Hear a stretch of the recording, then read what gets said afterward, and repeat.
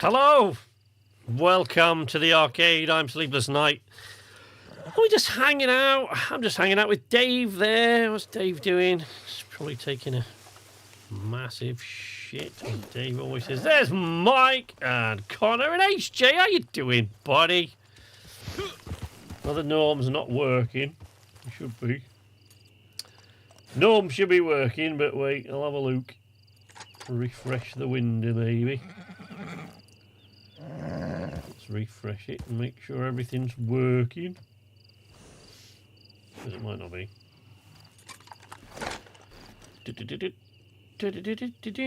Wait, does it work? I don't know. Oh, yeah, okay, that works. So I don't know why it didn't work when you did it, HJ.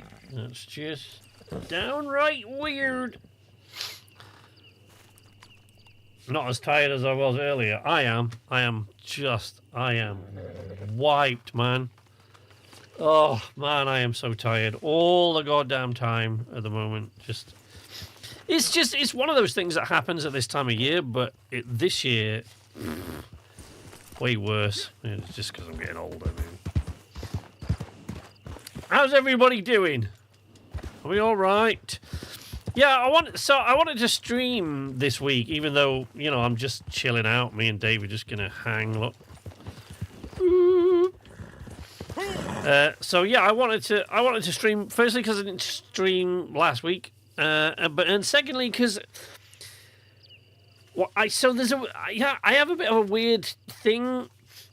Like if I don't, the guys. I mean, maybe the guys don't know this. I've never really explained this, but because I'm never really sure about it myself. It's just one of those things that comes to me from time to time. Is that what they will know is that the longer I go without talking to them, the more I will talk when I talk to them. So like when we talk quite often, when I talk to the other deadweights quite when he misbehaves, do you call him David? I do, yes. Yeah, quite often, actually. I say David when he's not afraid. Dave is his son. David. Yeah, I do call him David when he's when I get really pissed off with him. David. Yeah. So like the longer I go before sort of talking to the guys, the more I'll talk when I do talk. So like if we're talking to each other quite often, is that a snake? It's a snake. It's a snake. So if I'm talking to them quite often and we're playing together quite often, I slowly sort of calm down. But that's not just true of them. It's my brain just gets clogged up with crap because there's just a million things popping in and out of it all the time. But if I'm doing one thing specifically, I mean, this is when it happens particularly. Like I've been editing this goddamn Outer Wilds video and doing nothing else really for the last couple of weeks.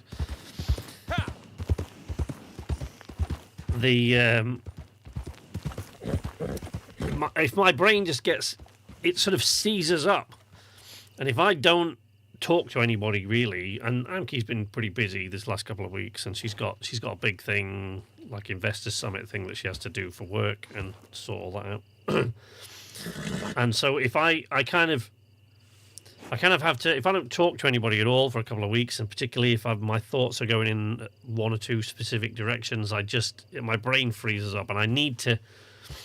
What I worked out a couple of years ago is I kind of need to say things out loud in order to air them out and unseize my brain. You know, it's a weird thing, maybe, but like sometimes. Like a mental logjam, yeah. So sometimes, like I can't. Sometimes I actually can't. I find it difficult to make sense of a thought that's been going around in my head, or one or two thoughts that have been going around in my head, and I can't. Like if I can't find a problem, I can't find a solution. Sometimes I need to sort of say it. There are certain things I need to say out loud in order to understand them. I don't really know if that makes any sense to anybody, but. If I've got a problem or, you know, all sorts of things like that. A condor! Or no, it's an owl. It's an owl. Condor. Is it an owl? It is an owl. Let's not shoot its little face off.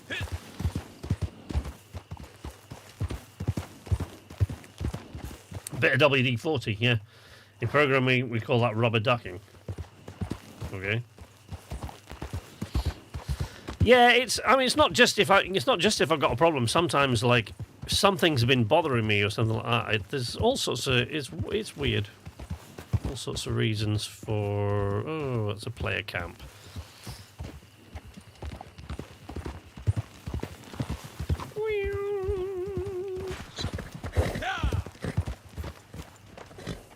Really?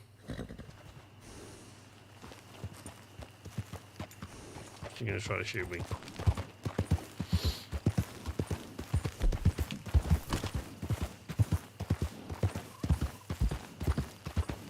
We look. See if he still wants to blow my face off. He might. He might, you don't know. RDO is one of those rare...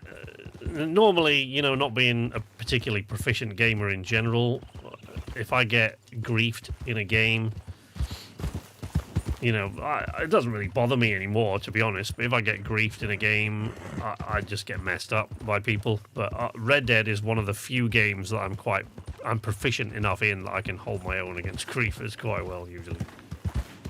But they come. It's rare, but you get them from time to time. Nowadays, there's not that many people like that left in RDO now. That's weird.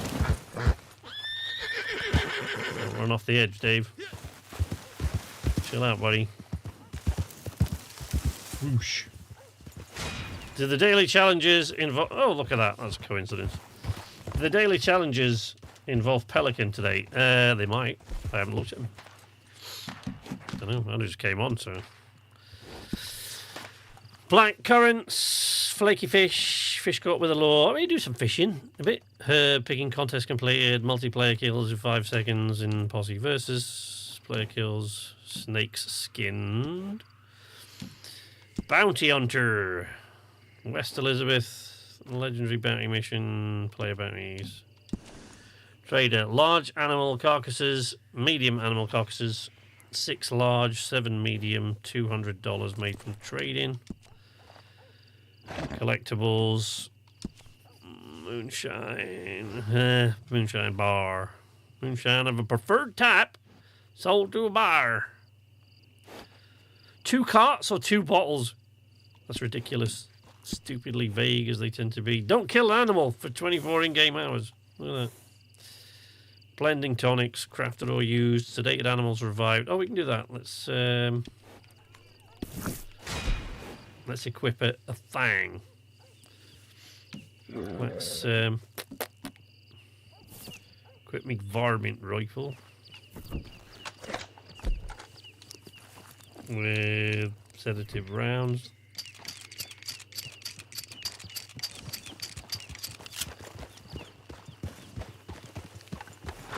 That's a real beaut of an animal. He is a fine horse. I do get a lot of compliments about Dave, and he is a fine-looking horse, but he is batshit crazy. So he looks good, his brain just doesn't work very well.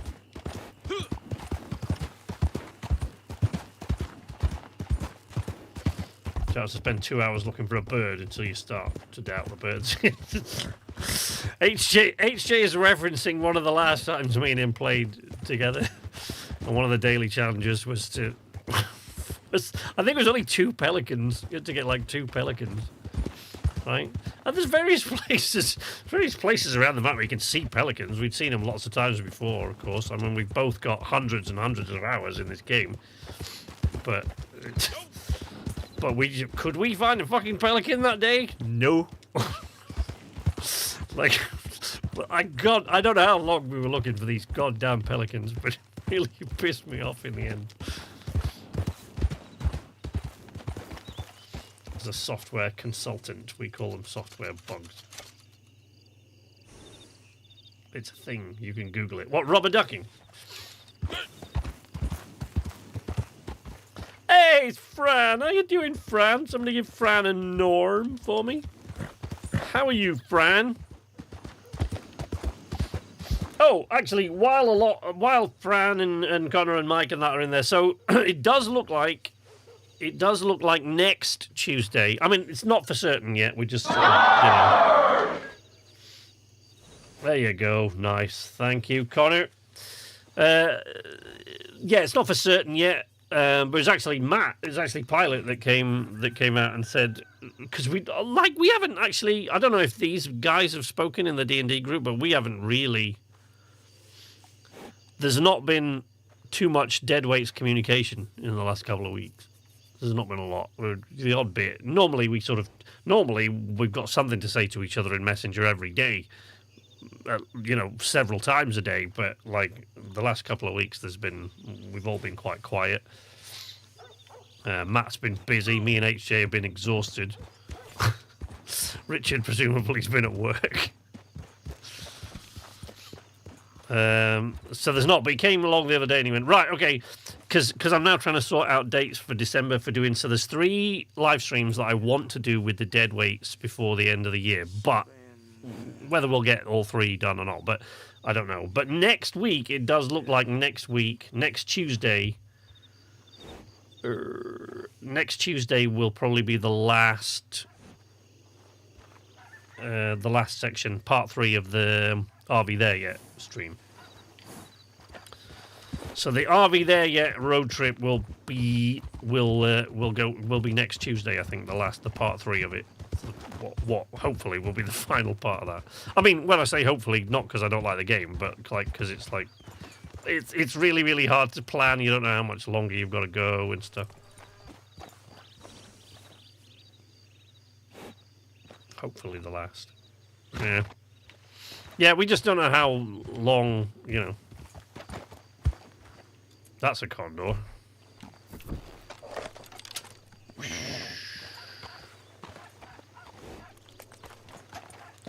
Don't kill any animals. I'll probably run one over, haven't I, by accident by now?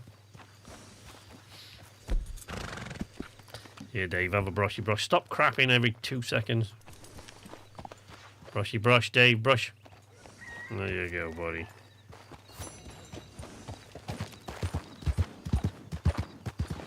Whee.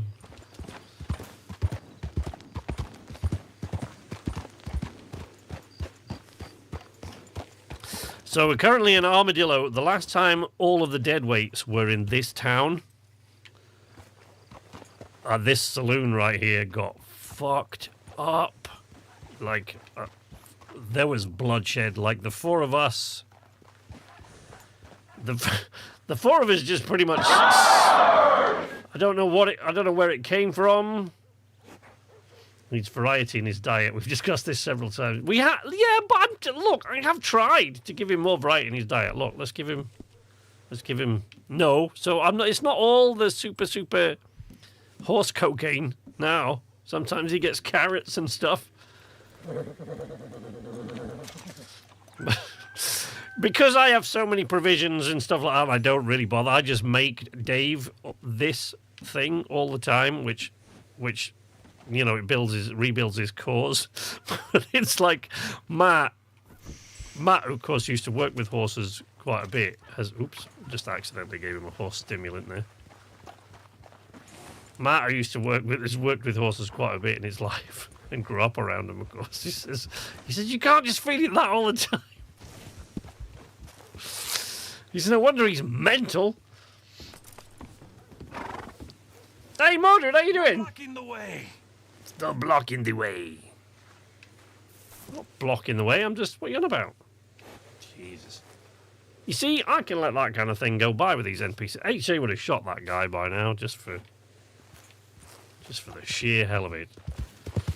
Very, very hard to have HJ in this game for more than a couple of minutes without him shooting somebody. This is the Dave. This is Dave. This is Dave, baby. I love Dave.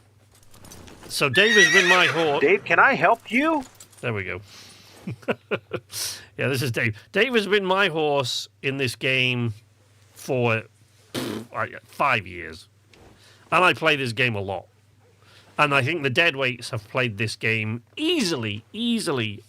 the amount of time we've spent in this game far outweighs, I think, the amount of time we've spent in any other game, single game together.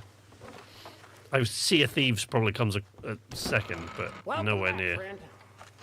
But this saloon, the last time the deadweights were all in this saloon,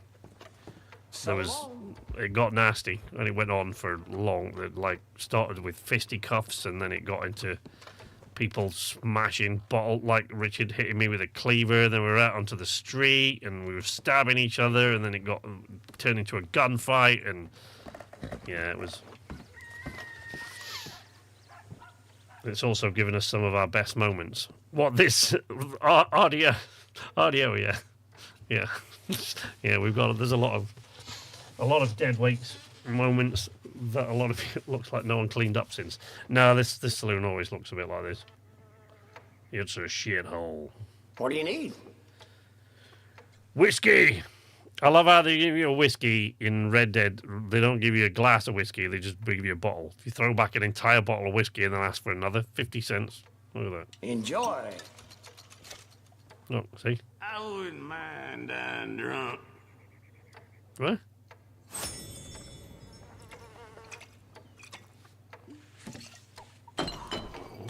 And that is why the bar is a shithole. You and Richie falling off the cliff on the wagon. I'll be seeing you. Yeah, we've had quite a few good moments in RDO over the years. Come on, Dave. Let's go, buddy.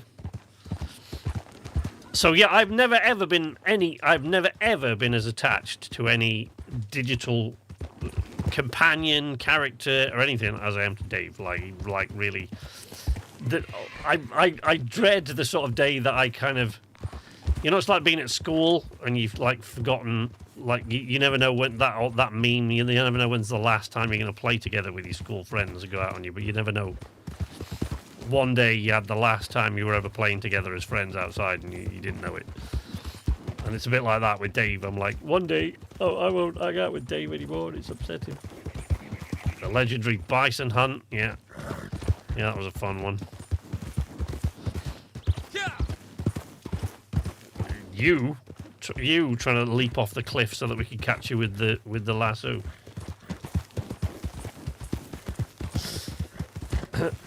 The online portion of the game is just, I mean, I can come in here time and time again, and even though you're not really doing a lot, you're doing bounties or you're doing, I mean, there's a fair bit to do, but like. Quite often I'm just riding around, hunting animals and all sorts. But when we did the road trip, when we filmed the road trip, we went from, when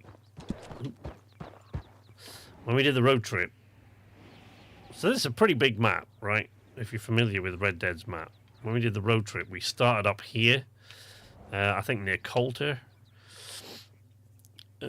Where's Coulter? There's Coulter. Right, so we started up there near Coulter, or up here actually near the mountains. And what we did was we've gone all the way round the whole. We just rode round the entire map, all the way into all the corners of the map, all the way around, all the way down to the bottom, and around in a big circle. Actually, we never completed the circle. I think we last left off. I think we actually did make it back to sort of West Elizabeth area. But we never just made that last little click of the trip. But that took a long time. It took, wow. I mean, it took us, in actual real time, it took us weeks and weeks of just meeting up together every now and again to do it. But whenever nighttime came, we would camp. And just set up a camp. So there's a lot of funny moments, but spent an absurd amount of time just sitting around. Me and HJ have actually spent hours and hours and hours in this game just sitting around the campfire talking. Like, just... Red Dead Online, it is, yeah. Quit right about the time they started heavily nerfing animal spawn.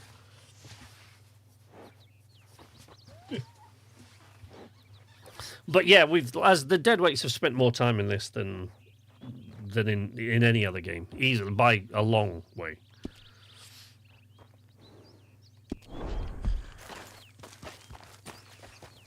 So the first the regarding the videos. So the Hopeless of the Adventure one, 4-hour heart to heart. It was last year. Was it last year? Or was it earlier this year? I don't know. It was a while ago, like 8-9 months at least. I heard you get a lot of people just try to kill you. Not really so much these days, to be honest. It happens, but it's not. It's quite unusual now. In the early days of Red Dead Online, yeah, you got that. Look. I mean, it's this game. I got to say, and bear in mind that the online is not quite up to the graphical quality of for obvious reasons, not quite up to the graphical quality of the single player, but almost. It's pretty close, right? Not quite, but it's pretty close. But even it's just still holds up after 2018, November 2018, I think it came out. So after all this time, after 7 years, it still holds up to me as still the most gorgeous game out there. And a lot of that is just sort of ambience, like stuff like weather effects, storms. When you just sit and watch a thunderstorm in this game, it's amazing. Like the rain, when, you can get pitter-patter, sort of drizzly, droppy, big gloopy rain. But then when it really howls in, like you can feel it and your character's kind of like this against the rain. It's amazing. It still blows me away, the quality of this game after all this time. Will there be any video based on the road trip? Right. I was mostly playing online by myself, so it just wasn't as fun. There will eventually be... HJ knows this. There are several reasons why the Red Dead road trip has never been seen in its entirety. One, because it was my first attempt to make like more cinematic kind of... like a more narrative kind of Deadweights content. I've done that with lots of other stuff, but it was my first attempt to make sort of more narrative Deadweights kind of stuff. And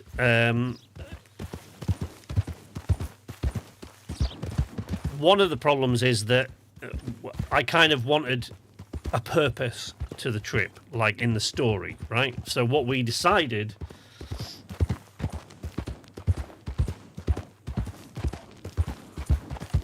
One thing I missed from the old WoW, they had some intense weather.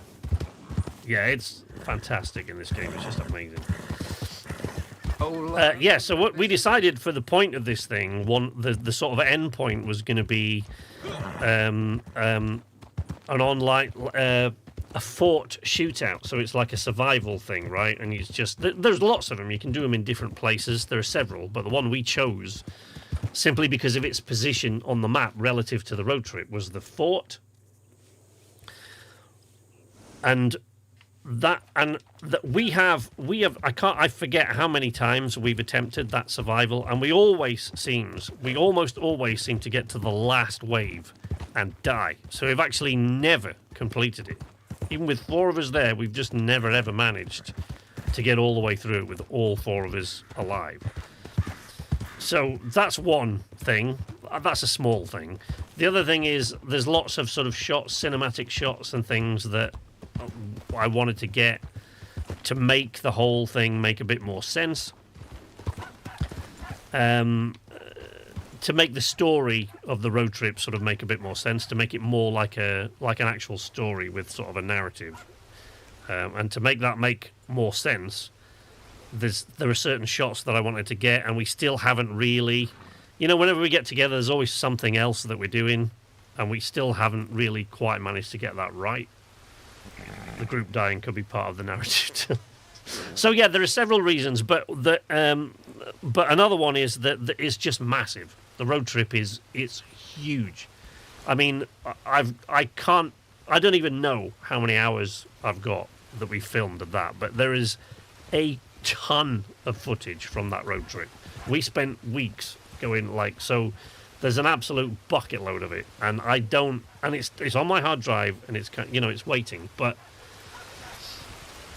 so we've done since then. We recently did Peak because I wanted to. But the thing is, I just keep coming up, like new stuff keeps coming along, and the way I make videos is that because if ever I had an idea for a video, it's generally buried there somewhere. So it's not, And the way I make videos is. If it's scripted, it's not always scripted. If it's deadweight stuff, it's not scripted, of course. But the way I make videos that are scripted, like the reviews and stuff like that, and guides and those kind of things, is that I'll write this. I'll have an idea for the video, and I'll write the script, and then I do the narration. So I go in the booth and I'll do the audio recording, and then I'll come out, and then I'll edit the audio recording, I'll take out unnecessary bits, and I'll shorten it down to make sure it's roughly... If it's an ultimate review, for example, I try to make sure they don't exceed 20 minutes, but they're usually over 15, so somewhere between 15 and 20 minutes, and I'll edit bits out, and I'll correct anything that I've read incorrectly. Like, most voiceover artists have this thing. For me, it's numbers. Quite often, I only find out in the editing process that I've read... Even though I read it off the page, I've just said the wrong number out loud and didn't know that I'd said it wrong until and that actually happens quite often to me with numbers. I'll just say completely the wrong number, even though I'm reading it off a page. Stuff like that. So then I do that, and then I go into my editing software, which these days is DaVinci Resolve. And then I start to lay it all down on the timeline. Now, once I get to that stage... that video almost always sees the light of day eventually.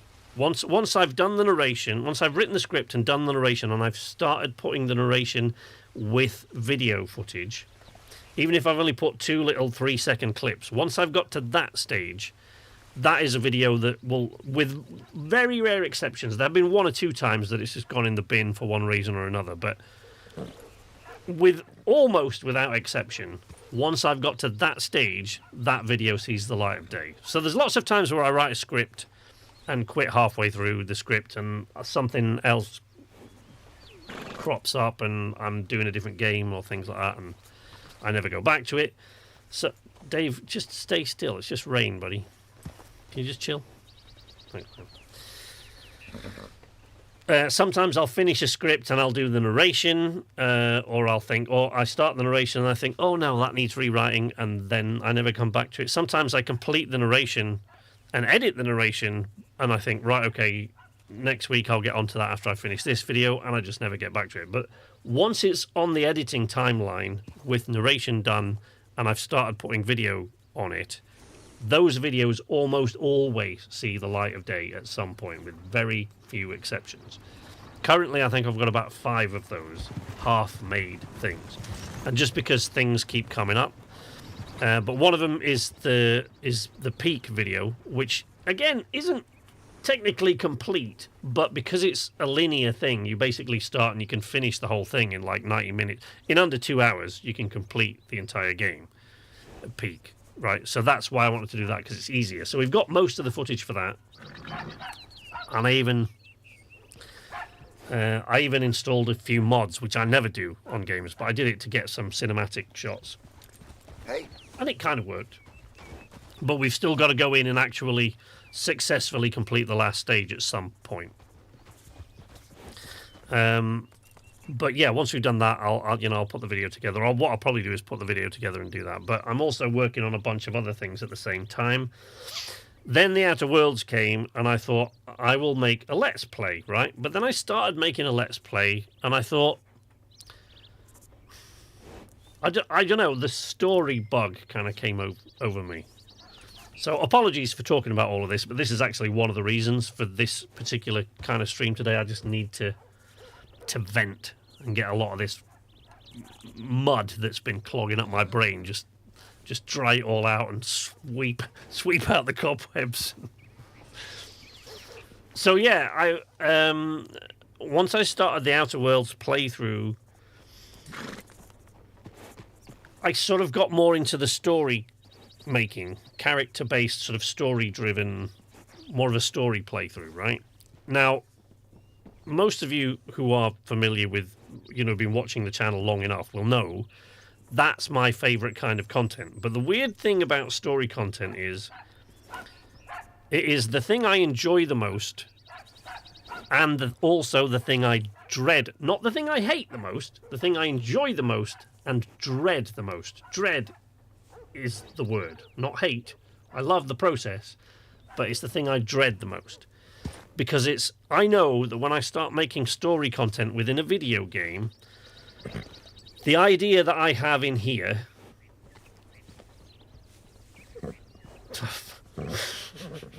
when more medieval RPGing? No! Actually, Enshrouded is probably going to be the next game that I play in the medieval fantasy thing. Because they've had this big water update now and stuff like that. And I did say to the guys I'd check it out at some point, so maybe I will. But we'll see. But Fable's probably going to be the next thing like that you ever see on the channel, I would think. How you doing, buddy? Richie's here. Let's give Richie a norm. Bless him.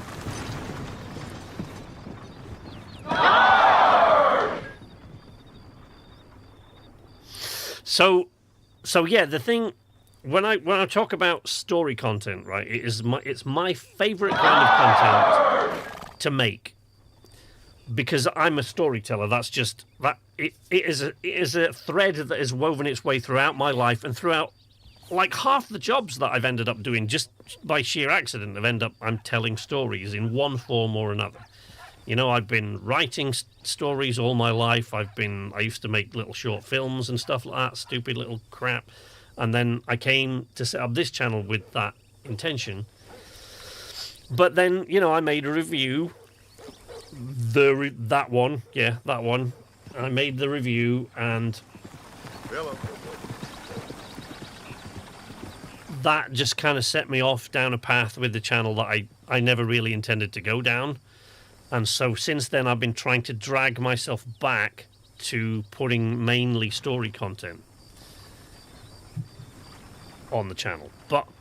So it's the stuff that I love the most. But the picture that I have, I'm doing it with video games, right? So I only have a certain amount of control over what happens in the story. And the result is never what I want. And I know this before I start out. I know, it usually starts with me making something a bit fun and just having a little bit of fun with the game and with the story and stuff. Hello there. Is that it's a moonshine mission. So it usually starts with me having just a little bit of fun with the story or doing something. Like I'll put together a short scene, like a YouTube short or something that I just show to the guys, right? I think Enshrouded is supposed to be coming to Xbox next year. Yeah, supposedly. So they say. Hey, Dwight's here. How you doing? Somebody give Dwight a norm for me. So yeah, so usually it will start with me. I have an idea and I do a little thing, right? And it's short and it looks great and I love what I managed to do with it and I share it with the guys or I make a YouTube short, I'll put it in the Discord or I'll show it just to Anki. Right? And stuff like that. So that is usually how it starts. I'll have an idea for a character or something. Something will happen. And I get really excited. And I start to make the bigger story. But once I start making the bigger story, it becomes frustrating because I can't get the shots that I want because it's a video. Now, when you see this first Hopelessly Adventurer return thing, you'll see exactly what I mean, right? Because I have now... Dave, can I help you?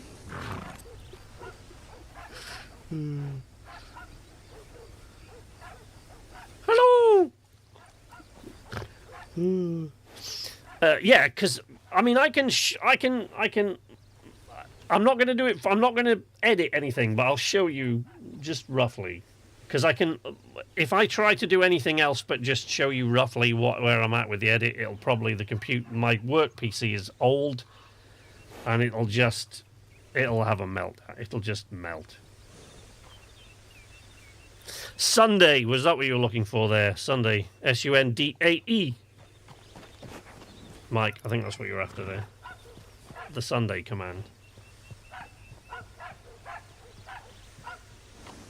Sunday. Did I ever tell you about the time I were buried alive on a beach in Havana? There you go.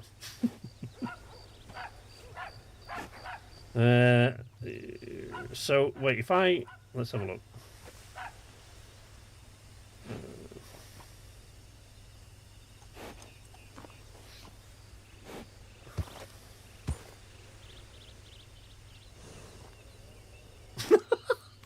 Sorry, I'm just looking at these things here. Look, wait. So if I flick you over to my display capture for a moment. Whoosh! Oh dear, don't like that look. Right. I don't know how much of that you can actually see, but so these are.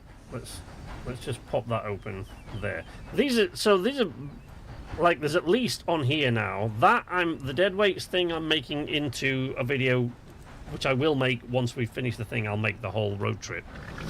There's another jump space video that I want to make but haven't. Grounded is coming with a winter update, and this one, Where Are My Variety Gamers, is a really complicated video that I'm working on that I didn't realize was going to be so complicated till I started putting it together. But that you'll see that eventually because it started being edited. But this,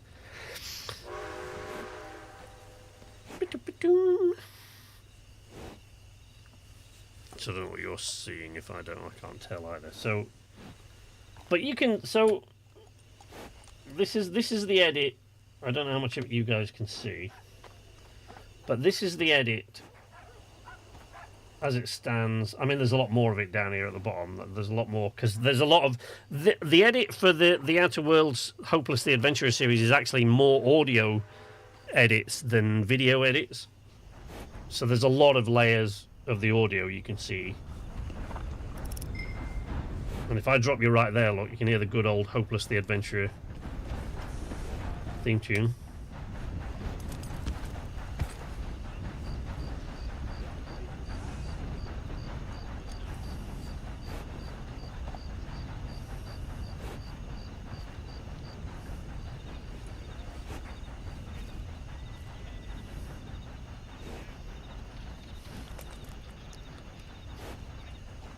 Right, so that's, you can see. I think we might have to get off the road here, Dave, in a second. So you can see, there's a lot kind of going on. But so one of the problems that I've had with this is, of course,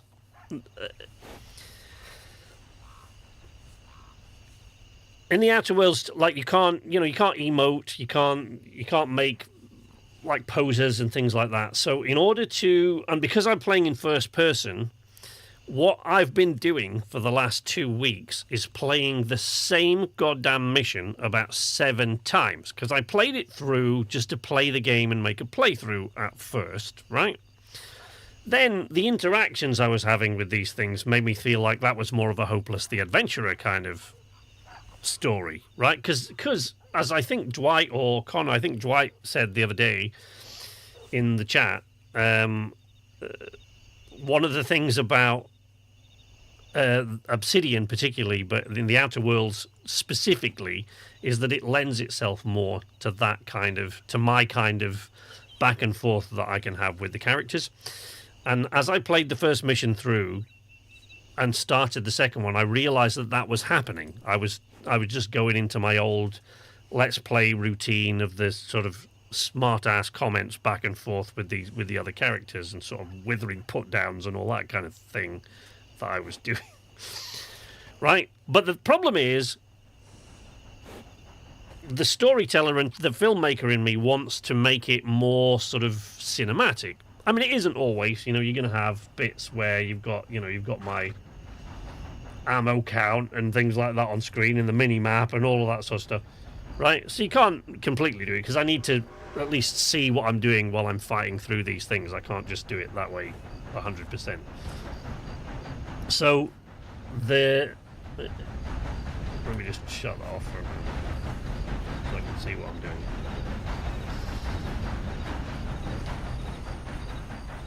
Ted waits in space.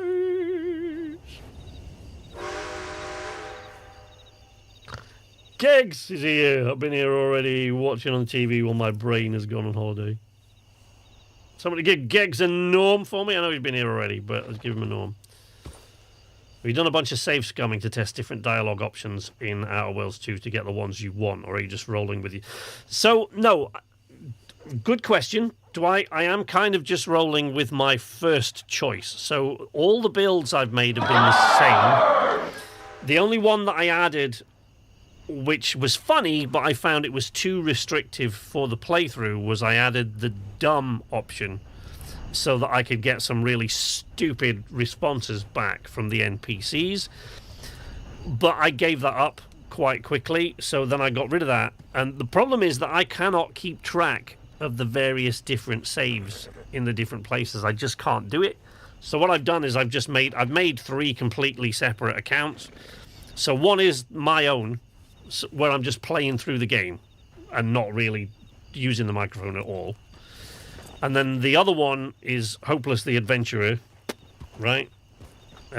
Whose name is Harlan Opals, right?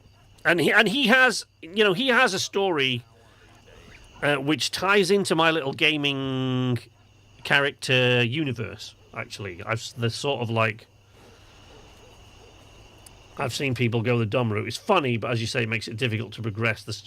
Well, because when you pick the dumb option, you've got to lock out 5 skills that you can just never, ever put any points into. And that is insanely restrictive, right?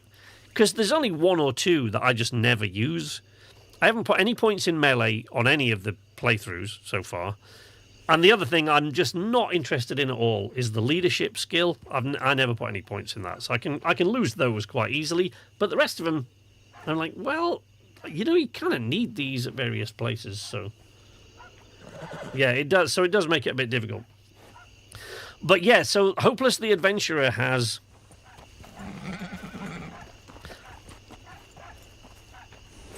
He shares the same universe, if you like.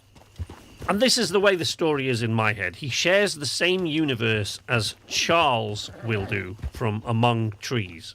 So those people who remember Charles, those little Charles monologues from my Among Trees series. So Hopeless the Adventurer is basically just me, right? So unlike my other characters, Hopeless the Adventurer is essentially just me if I put myself in his position. So like if I... So you'll get an idea when you see that. You'll see this episode by the end of this week because it's essentially done. I mean, if I just go in here, right, it's essentially done, right? So we are all the way through. Let's go to the... Yeah, so I've got all the way through. So it's essentially, look, it's complete. All I'm doing is putting in the final tweak on the very last scene, and then I can render it out. But then I've got to make a thumbnail, and I want a decent thumbnail that I can continue the series with, if you see what I mean. So it's basically done. So it's there's no reason why you won't see that by the end of this week. Yeah. So, but it's really hard to explain. But once I've done the next thing with Charles, where he goes from Among Trees into the next game, which will be The Long Dark, the first one, and there's a new one coming out next year. So he goes from... So you will see where he and Hopeless the Adventurer sort of share the same universe. So Hopeless the Adventurer is just me, in my voice, just playing as I would. Most of the stuff you will hear me say in a Hopeless the Adventurer thing, about 3/4 of it, so 70 to 75% of what you'll hear me say is just stuff that I just said when I was playing it to the NPCs, like I used to do in the various Let's Plays. But Hey, it's Dave. How you doing, buddy? So most of the stuff you'll hear me say in Hopelessly Adventurous stories,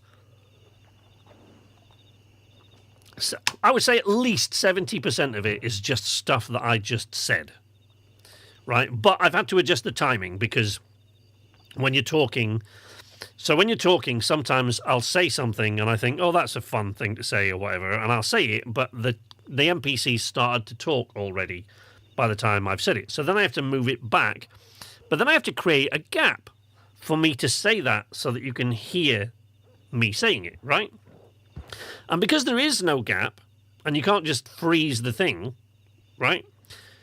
What I've had to do is do a cutaway so that I can layer the audio. So, like, when you get a dialogue choice, if I just leave that, then you get all the background audio so that I can layer that underneath and then do a cutaway, right? So then I had to go back in to all the scenes where I've where I've got those cutscenes with the various dialogue choices with the NPCs and the things that I've said. I've got to create a gap for you to put those in, right? So then I have to do some sort of cutaway. So I've had to do this, right? I've had to do this, as you can see maybe on the screen there now, right? Now, the problem with that is that, of course, your character doesn't move. Right? So your character doesn't move at all. Right? So their mouth doesn't move or anything. Now, once you've got a full face helmet, that's not going to be so much of a problem. I can do closer up shots without it being obvious the mouth isn't moving. And everybody that plays the game knows that that's not happening. We all know. But it bothers me, right? The cutaways are clumsy and they don't look right because I've had to cut away to a half helmet because I didn't have a full one for the first mission. There's not really any that you can pick up. So you're left with the one that you get to start with. Excuse me.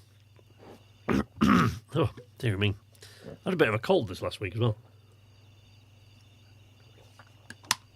So you get the cutaways, right? You get the... Let's switch that back on. So you get the cutaways, right? So then we go from De Vries to me so that I can create those moments. It's the only way that I can think of to create the gap in the conversation so that me and the NPC aren't talking at the same time. Right? And the only way I can think to do that is to have a cutaway with the idle camera, which is all right, but the problem with editing is if you've got a static NPC's face on the screen and you cut from that to a moving camera, in film editing, that's quite jarring. Like, if you ever see a film where they do that, it's quite... I've done it in a couple of places, but it's quite a jarring effect to move from a perfectly static camera to the cutaway in a conversation to a cutaway with the cameras moving is weird. It's a bit of a jarring effect. So most of the time it's close up on my face and still, and I've had to do it at a high angle so that it's not so obvious that I'm actually not saying anything. But because I'm quite an animated person when I'm talking, and even when I'm acting,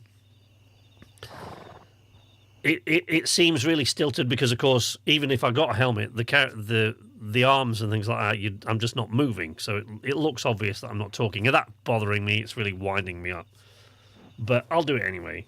And yeah, so essentially, it's just me saying the things that I said in the game for about 70% of it.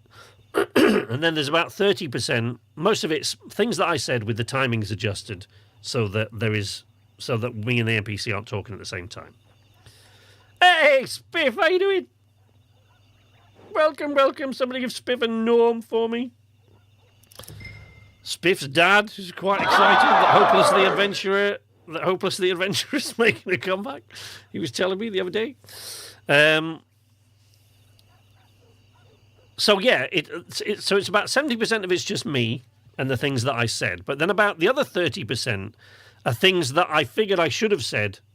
You know when you're having a conversation with someone, or or you get into an argument or something like that. There's always that moment later when you go, shit, I should have said that, right?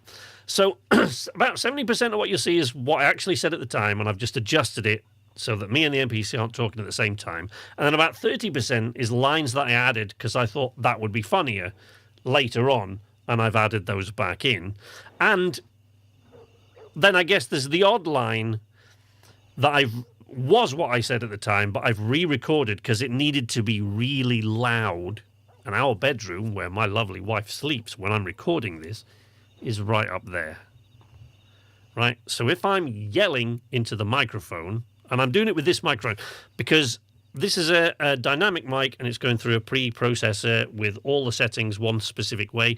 And the other one is a condenser mic, and of course it has the sound isolation of the booth. So if I go in there to record lines and intersperse them with lines that I recorded on this, it's really obvious. It's actually quite jarring. Even with all the sound effects going on, it's quite jarring. You can tell the difference between the dynamic mic and the other mic. Even if I tweak it, my audio skills are not good enough to make it to make it so that you can't tell the difference.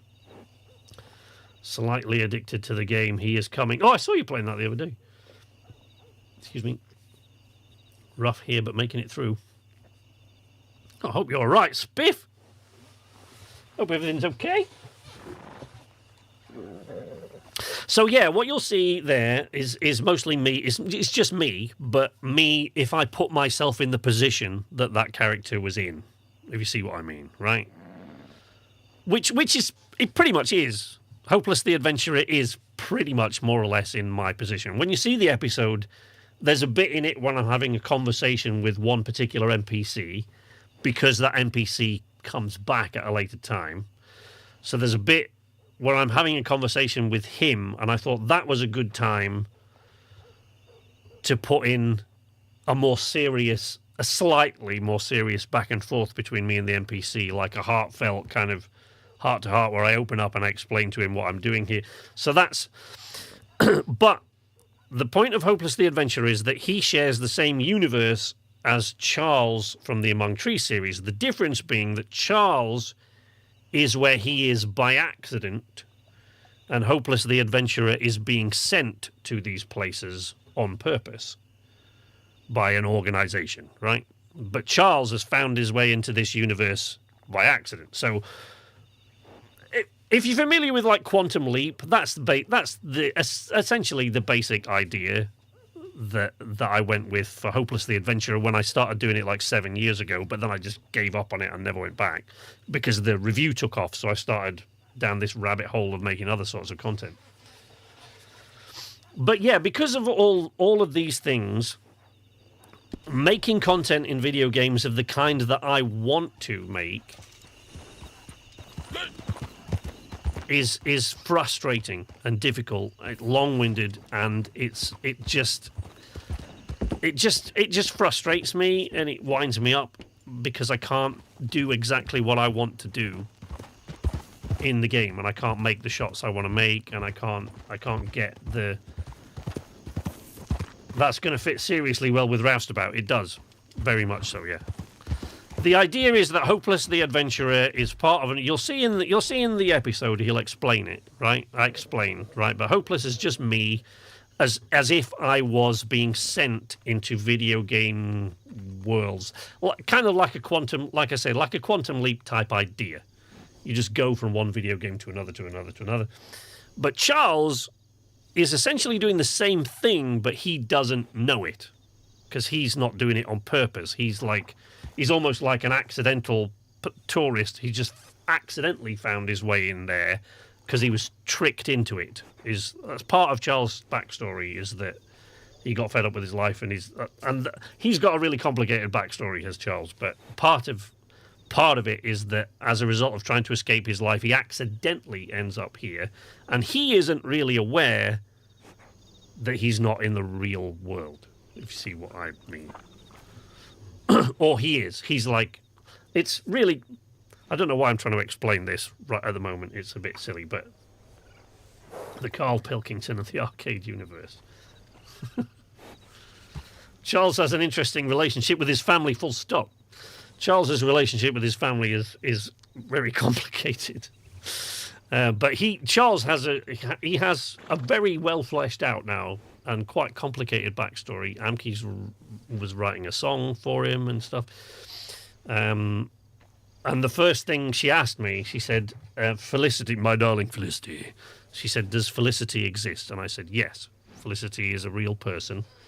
He hasn't imagined her. He hasn't made her up. She is real.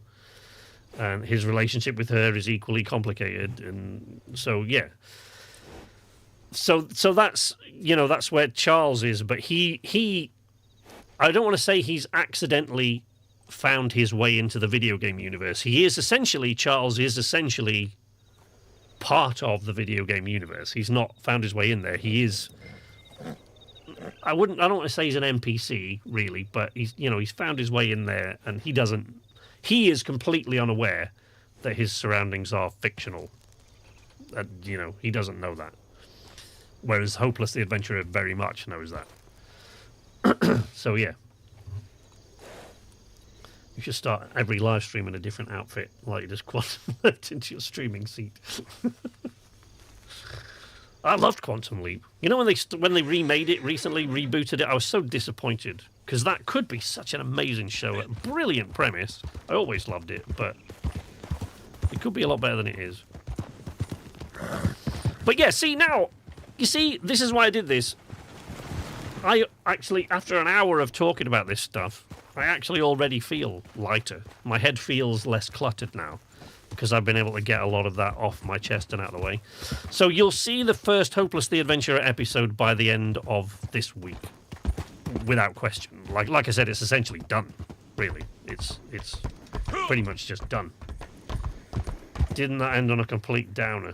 The guy never made it. Yeah, in the original Quantum Leap series, yeah, Sam Beckett never made it home.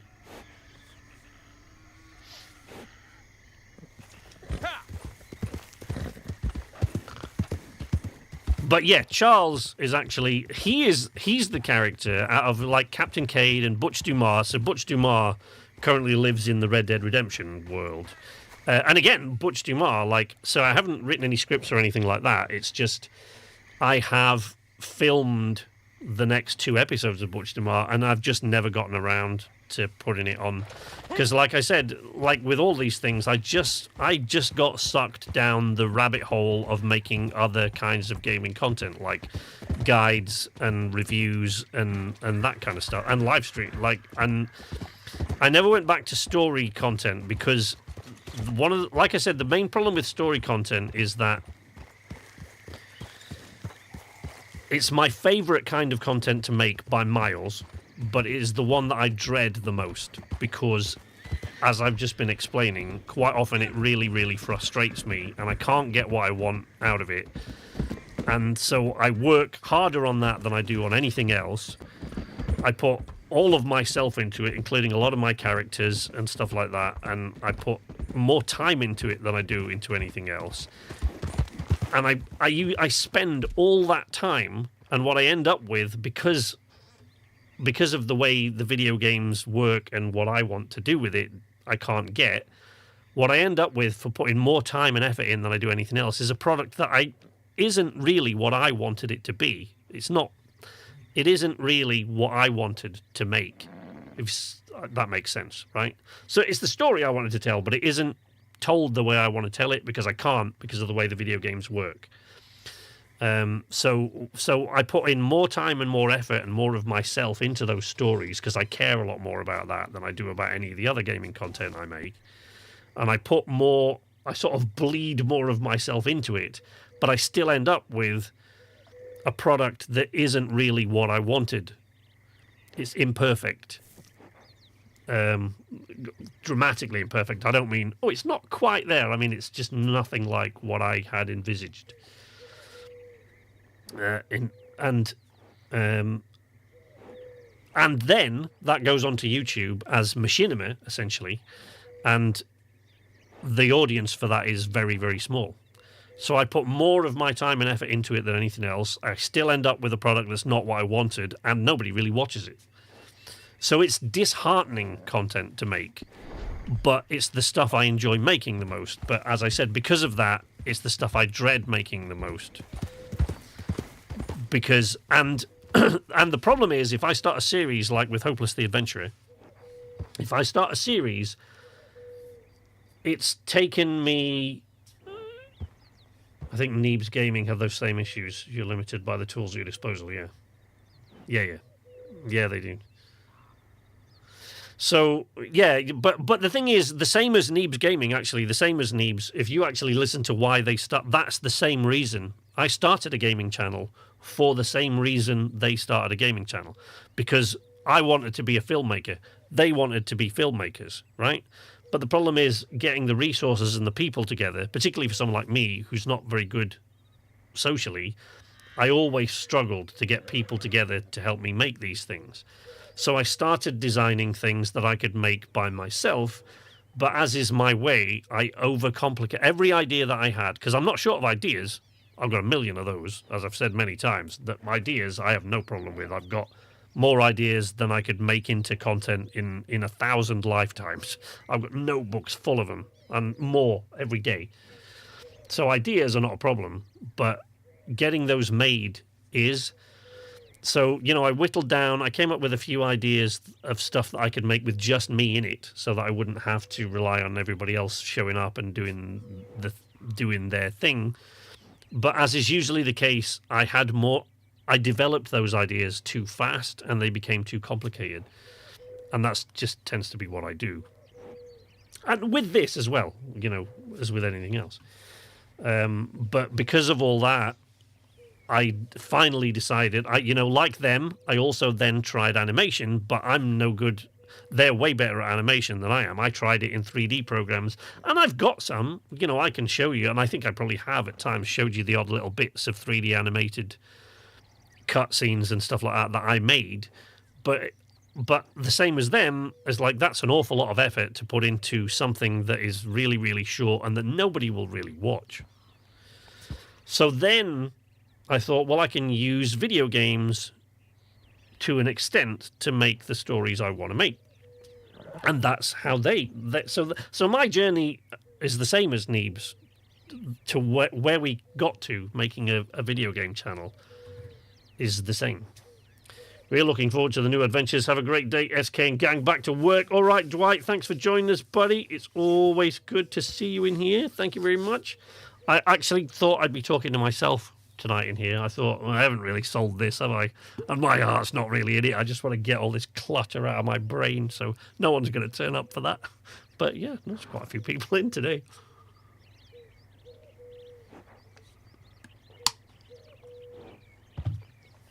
So yeah, I've got lots and lots of stories to sort of tell. We've got Captain Cade and Butch Dumas and Charles from Among Trees, and I've got, let me see, 1, 2, I've got 3 post-its here on this screen with different ideas for new characters. There's a few in the book there that you guys have never seen. And even though Hopeless the Adventurer will start by himself without... The way I've made it, I wanted the first episode to be a little bit different than the rest. So the first episode will play fairly straight, and then the ones after that will play like a 1930s, 40s serial on TV. So they will have my old buddy character Charles Stukely Sinclair as their narrator. So Hopeless the Adventurer will... And I'm going to repurpose the Sidekicks music, I think, because, I bought the license to that music years ago. When the Sidekicks died, I didn't want to reuse it for, like, the Red Shirts, the Deadweights. So I kind of want to reuse it. And I always kind of liked it. I found that tune was quite catchy, so I think I'm going to use that for, like, the Hopeless the Adventurer theme tune. Snakes! Snakes, baby! Come on, Dave. Oh man, you need some food, buddy. I'm going to give you the rocket fuel. Here you go. Don't tell Matt.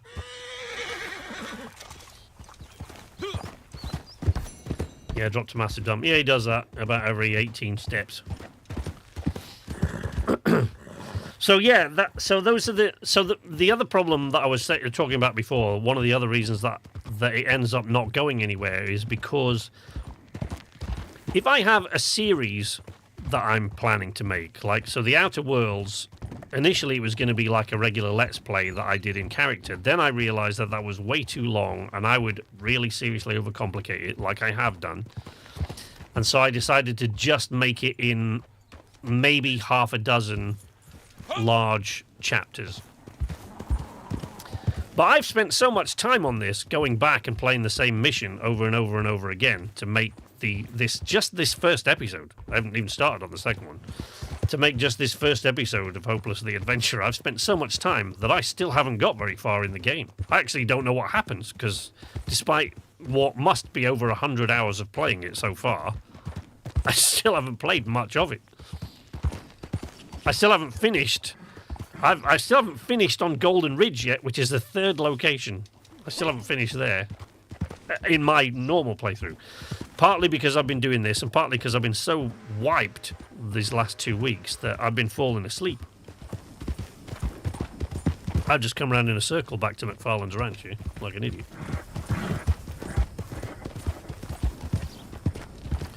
Woo!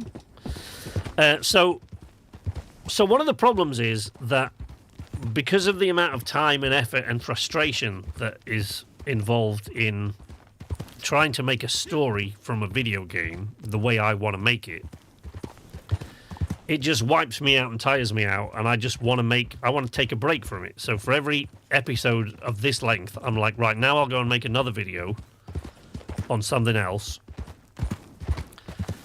But the problem is, because all those problems loom in my head, once I've taken even a small break from a story kind of series like that, I dread going back, because it's like a marathon, right? And you run a marathon, you're very, very proud of yourself. You know, I imagine marathon runners or you know, like writing a novel, or, you know, which I have done. I've never run a marathon, but I've written a novel. Right? And something that's, or climbing a mountain, you know, something that is really takes a lot out of you, and it's like, you know, you need to rest up and recuperate for a while. So then once I've taken a break from it, it's like I don't want to go back, because I love doing it, but I know how much it's going to take out of me to make it. So then I kind of procrastinate more so than I do with any other kind of content or writing or anything else. Let's get off this railroad, buddy. I'm heading to Lemoyne. I get tired driving to 76 miles. Hey, Bongo, how you doing, buddy? Shit. Look at that. Shows how out of practice I am with this game. Oh, no. No. We're still in... Oh, okay. Yep. Still in New Austin. Still in New Austin. Well, alright. I'm getting too old. You remember I told you before, my eyesight now has got to that really difficult point where I'm a little bit too far away from the screen to wear my glasses, my reading glasses, because they make it blurry. But I'm not far enough away for it to be perfectly clear. So I'm at precisely the wrong distance now all the time. And I'm hoping that my eyesight, frankly, I'm hoping it gets a little bit worse so that then I can wear these all the time without it being uncomfortable. But I'm at the wrong distance now. It's a pain. Get off the railroad. Trains are horses' natural predators. They're your horses' natural predators. Fetch my original Xbox. Project Wow. Good grief. Project Gotham Racing, I assume you mean.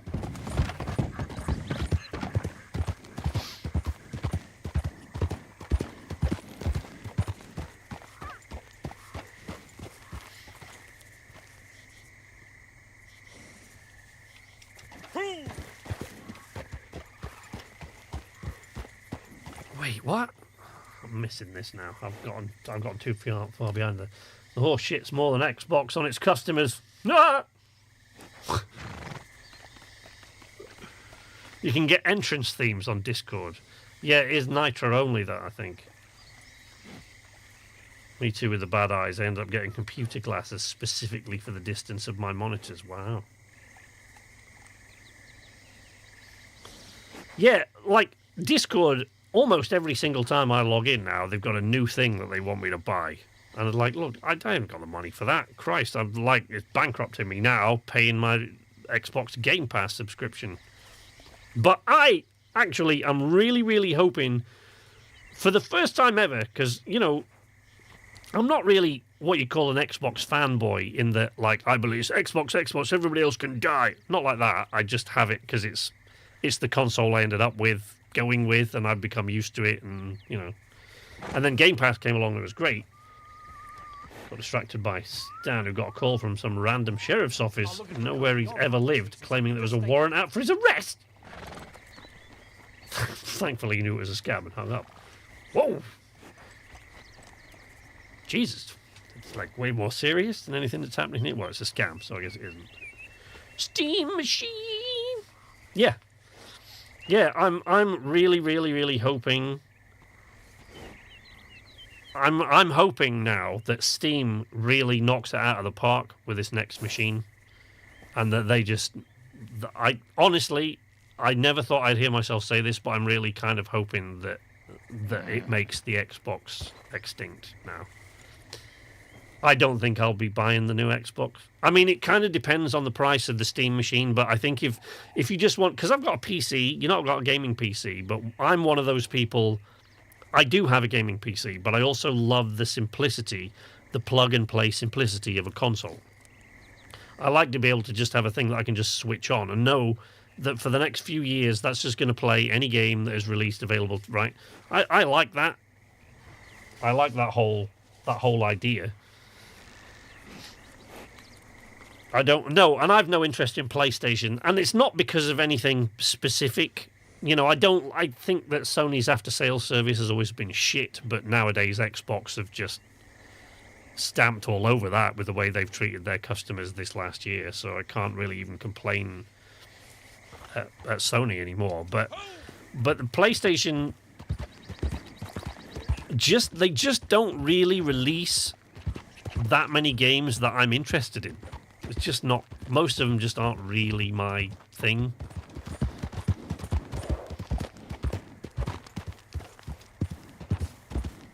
My main driver to get a console was to be able to relax on the couch. Just felt like it was a good opportunity to remind everyone that anytime you get a call to express as urgency like that, hang up and find the legit number for the organisation. Yeah, I always do, yeah. Yeah, quite often, I mean, the Americans won't know, but all the Brits here will know. The number, like, because I'm on BT, which used to be British Telecom, it was at one point, it was our national telecommunications line. Nowadays, of course, it's been a private company for a long time, but for decades now. And but they're still the main, because they still own all the original copper lines, so that all the infrastructure for telecommunications in this country was laid by BT. So even though there's lots of other companies, they basically still have to use all BT's equipment. So for that reason, it's often a lot simpler just to use BT. And frankly, all the other companies are so sucky anyway that once they've got a problem, they tend to wash their hands of it at some point. You know, they'll go, well, we can't really solve that. We've got to go through BT to solve that. So it's easier just to cut out the middleman and just, or, you know, rather than cut out the middleman, go with the middleman in the first place. Have I just ridden back to McFarlane's Ranch again? What the hell? I'm in some sort of weird alternate universe. I can't escape from McFarlane's Ranch. That's the third time. Oh my god. Sorry, that's what happens. My brain just goes round and round in circles. Yeah, so what I was saying about BT is like that's a thing that we often get here. It's like, this is so-and-so calling from BT. I just need to confirm it's you. Right, we get that quite a lot. I just need to confirm it's you. Can you give me your date of birth and your mother's maiden name and stuff like that, right? So we always end up saying, I always end up saying to him, and so does Amki these days, like, you called me. Why do you need me to confirm those details to you? You know who I am. You're the one that just called me. I am not giving you any information. And so then, quite often, if that happens several times, just go down the go. I haven't seen a train forever. Watch. You get flattened now by a train. Yeah, so quite often, if it happens several times that we keep getting this repeating call from BT, I'll call BT separately. I'll hang up and call the BT separately and say, are you trying to get in touch with me? Because you need to try a different approach.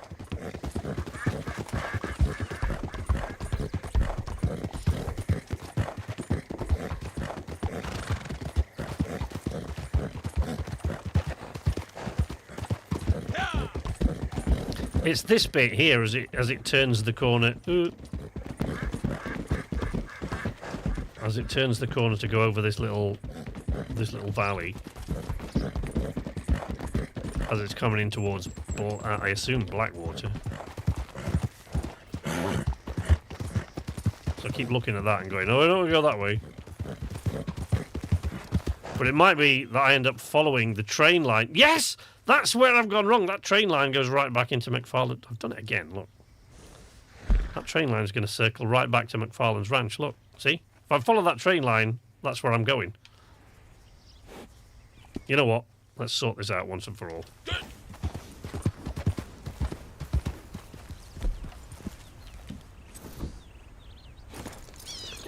My main way of staying centered is to get to the point of what they want. And it's always either money or personal information. Yeah. My email password got hacked again. That's the third time I had to rename the cat.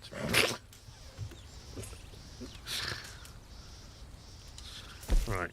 Sorry, I've just got to get out of this alternate universe.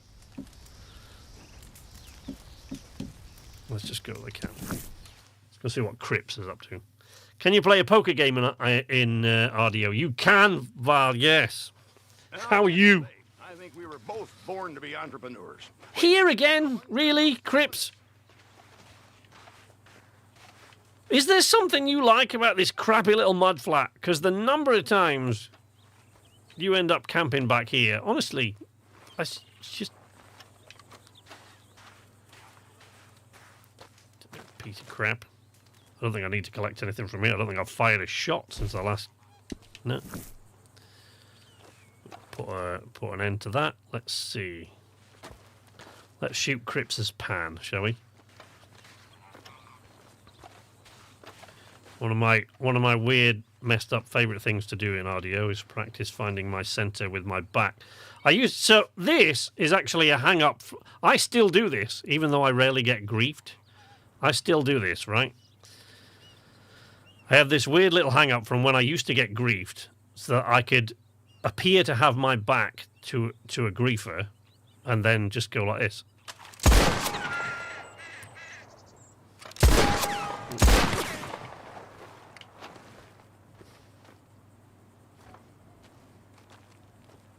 The third dad joke you've been amused by. Yeah, I know.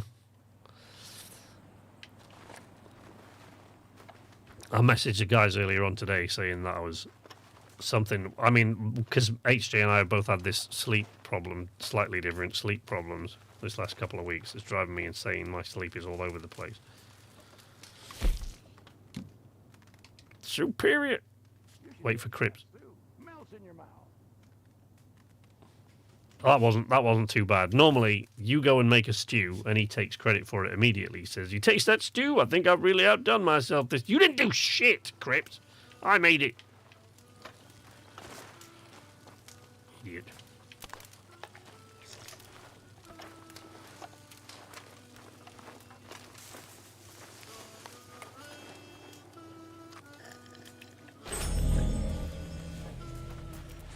But yeah, no, I said to him, I said, look, that's how broken I am. I found a really, really crappy, cheesy, lame pun earlier on, and it did make me laugh quite a lot. Which it shouldn't have. But that's how I knew I was well and truly broken. Crips' lamp. Woo.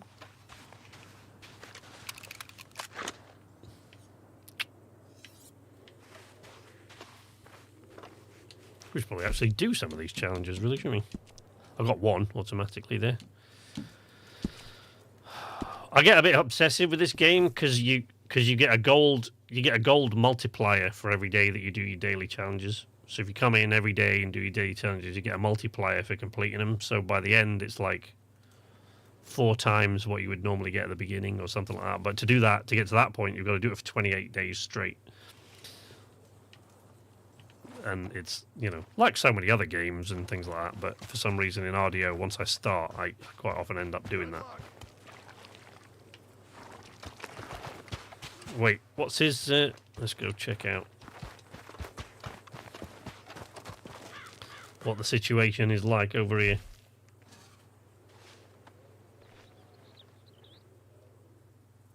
Oh, okay. I guess we could do a goods delivery. Maybe. Make a bit of money. Stop pressing that button. That's not the map in this game, you idiot. Condor egg. Alright, Crips. Can we do a near one? Because I cannot be arsed driving all the way across the map. I'll just end up at McFarlane's Ranch and get lost. Again. Yeah, no, a local one. Do a local one, please, Crips. This is the life, huh? Self-sufficient, answering to no one. We are making something of ourselves. Now, this might even put a smile on your face. It's time to make a sale. I've found some buyers locally. And not the highest price, but easy money. And I'll take easy over hard any day. My sleep problem last night was an intermittent bleep of carbon monoxide detector, but I couldn't locate which one it was until 3 a.m. Ooh, yikes. All right, Mike, thanks for joining us, buddy. Good to see you, as always. Rig Station? That is not local, Crips. You asshole. I hate Rig Station in this game because it's one of those locations that's just not really near anywhere of any use. It's just a backward ass out of the way place that I just hardly ever go to.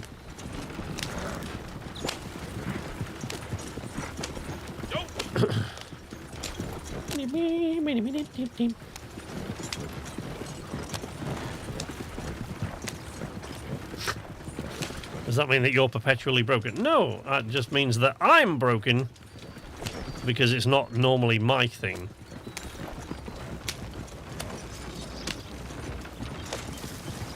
It's also often gets sort of mislabeled that, really, because I say I don't like puns at all, and that's not true. I just don't like... I don't like cheap puns, like really lame ones that people think are funny just because this word sounds a bit like that word. Like, it's just terrible. Like, I don't like, you know... It's basically, lame puns are always like toilet humour to me. It's the same thing. It's like giggling at someone saying poo. You know, like little kids. I don't know. What do you want?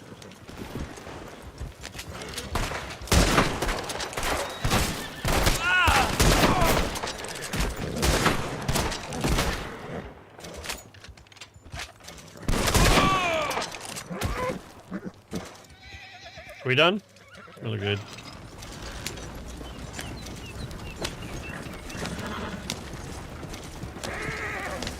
Yeah, that's a good question, Spiff. Was it a low battery bleep? I assume if it was one CO2 detector and you had to find it, which one it was, that means it must be a battery thing. Mister. Wasting my time.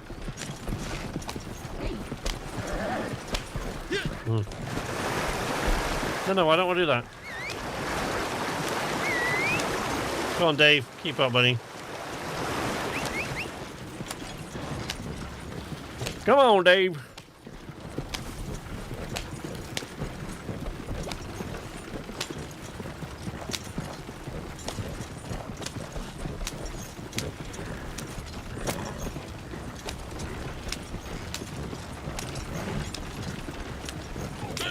rig station. I hate this place. It's rubbish here.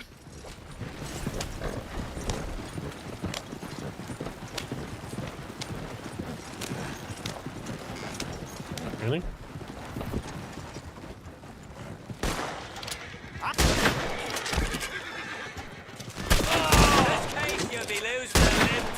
Lost your hat.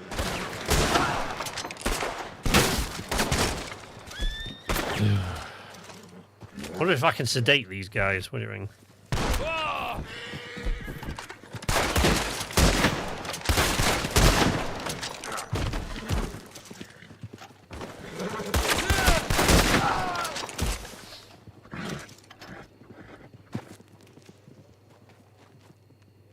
Is he coming back now? Or you just legged it forever?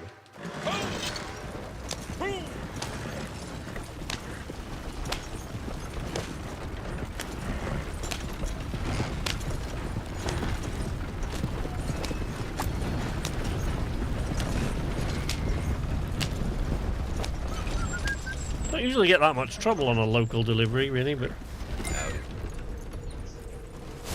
No, don't worry, I'm not aiming at you. I'm just parking up.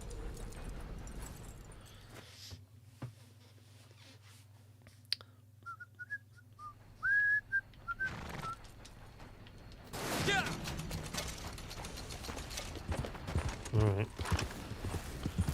$1,000 for a local delivery? Oh, damn. Let's see where that is. Oh, it's right there. It's right there, look.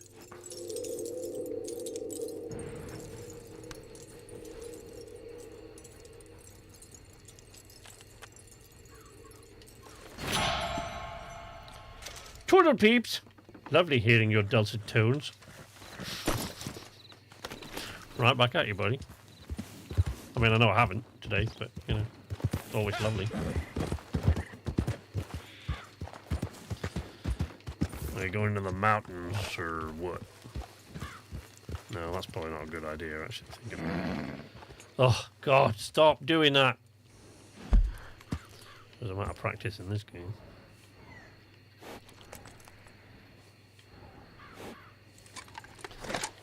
Crips. You're an idiot.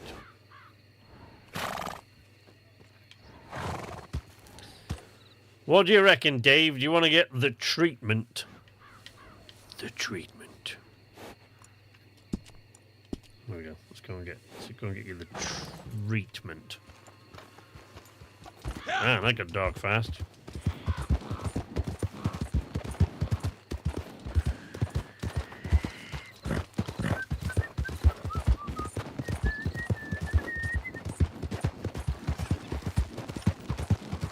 Oh Christ, I should shut down DaVinci Resolve, really. I don't know what I'm pausing it for. It's an online game. It's not going to make any difference.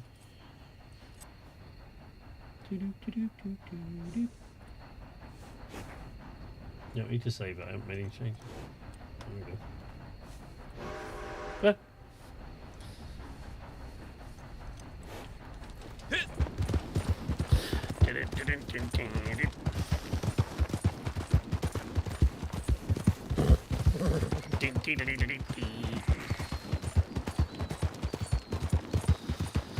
So yeah, so next week it looks like, or it's starting to look as though next week we will do the part 3 of the Are We There Yet road trip.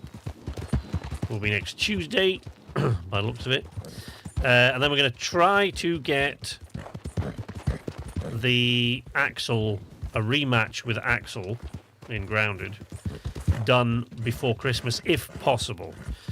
The reason for that is because then they're going to come with a winter update, which will, you know, then there'll be all sorts of other things for me to deal with. So I want to get the Axel thing kind of done and out of the way if possible. But if not, then, you know, it doesn't matter if we can't all find the time. Because the other thing that I really do want to find the time for is my usual Christmas special guest live stream, which we do at Christmas, which has been for years now, has been in Project Winter. And I hope we'll be in Project Winter again, because otherwise you've got to get a new game that everybody's got. But last year we had a problem with communication in Project Winter in that you guys, it wouldn't broadcast what the other players were saying. So like the chat for the first year I think ever in Project Winter couldn't hear you couldn't hear the guests. And you know, Project Winter, when you can't hear anybody else, is a little bit, you know, I could hear them but you guys couldn't. So HJ, hopefully I'll get HJ to help me at some point in the next couple of weeks to test that out, to make sure that that's been fixed. And if not, can I fix it easily this time? Like, can I find a way around it? Because the problem is, you can always hit up chatting with each other in Discord, but Project Winter is one of those games that relies very, very heavily on proximity chat. If you can hear each other all the time, the game's pointless. Because you would know who when someone gets killed, they would instantly be able to tell everybody else who the traitors were. So you can't. So Project Winter relies very heavily on proximity chat. It needs proximity chat. You can't make it work when you're in constant contact all the time.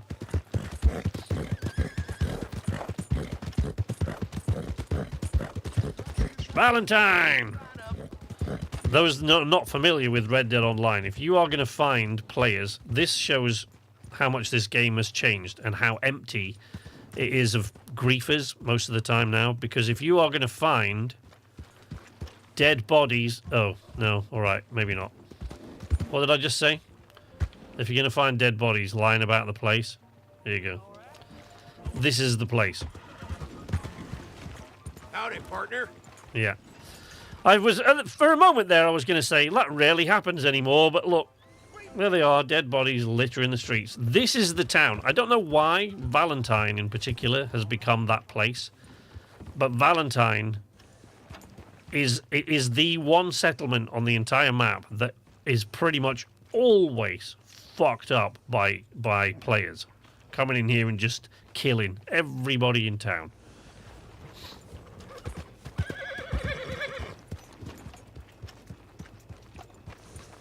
Had to let the dog out. Alarm was beeping to tell me it was the end of its usable life and needed replacing, at least according to the information panel.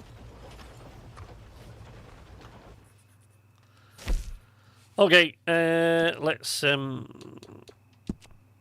Can you take care of my horse? No, not that. I want attack and services. Full service!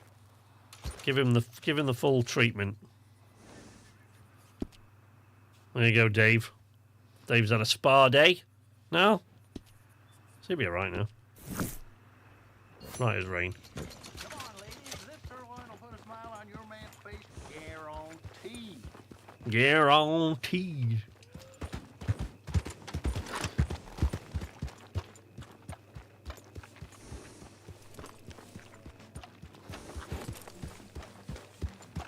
So yeah, I was going to say, oh, it's not as bad now with people fucking up this place, because look, there's nobody here. But there has been somebody here very recently, look.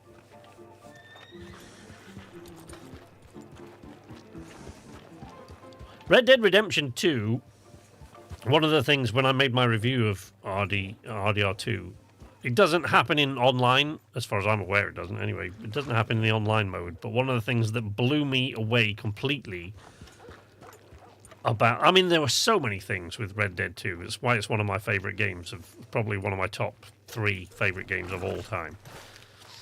But one of the things that blew me away was that unlike bodies just despawning after a while, in the single-player game this is, not in the online mode. In the single-player game, bodies don't just despawn after so many days.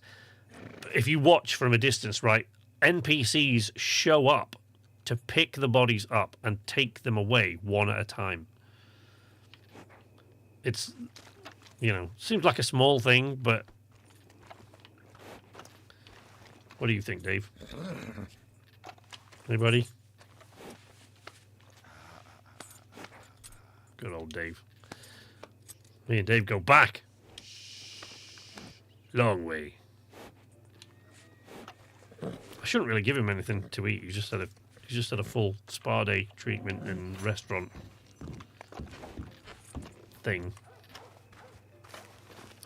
All right, what do we got on the bounty board? Let's go hunt some folks. Alan Delamere and Fitch. Elliot and Rebecca Lyman. The Andersons. Mr. Anderson. Thanks for the spa day. It was much needed. Wait, what time of day is it? Just gone midnight. Oh,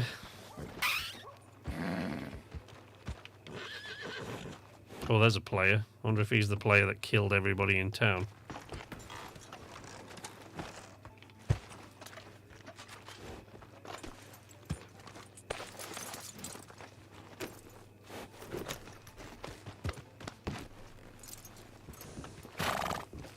Yeah. And he wants to make a nuisance of himself, does that lad? We'll leave him to his own devices.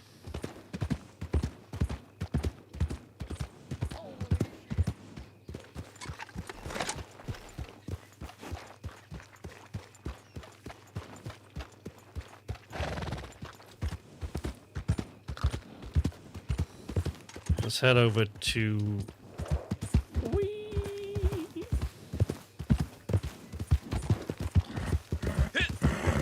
Let's head over to Emerald Ranch.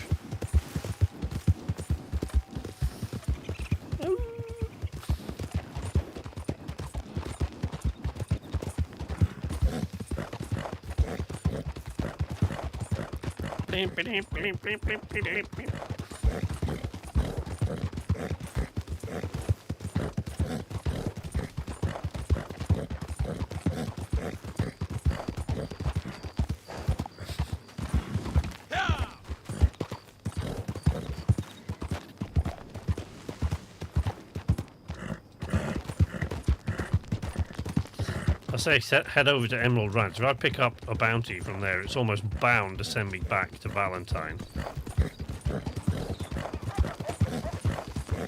There's a couple that you almost always get from the Emerald Ranch bounty board.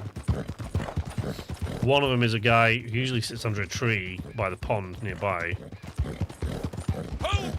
Is Cattail Pond? No, Harland Overflow. Cattail Pond's down here, isn't it? Matic Pond. No, it's not.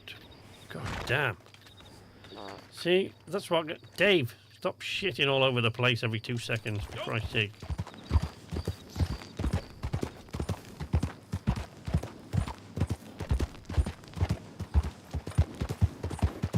Ronnie Babbitts. Look out, Ronnie Babbitts, get out of the road.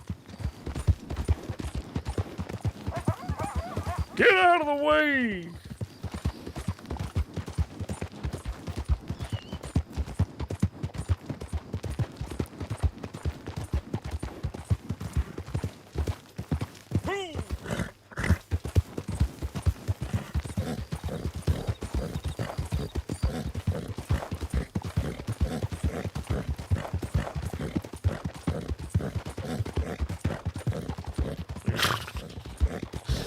Yeah, but like he needs to do it like every it's about every 38 seconds.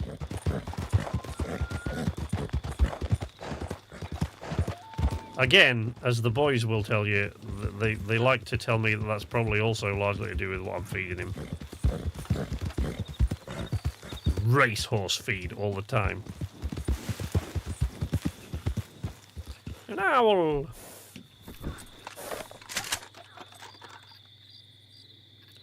Bead on him with this thing from that distance. 3-star owl.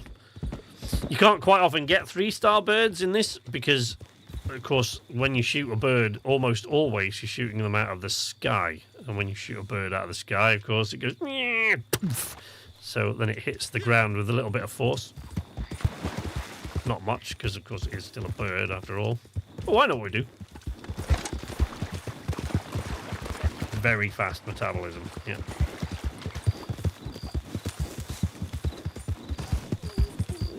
Player bounty.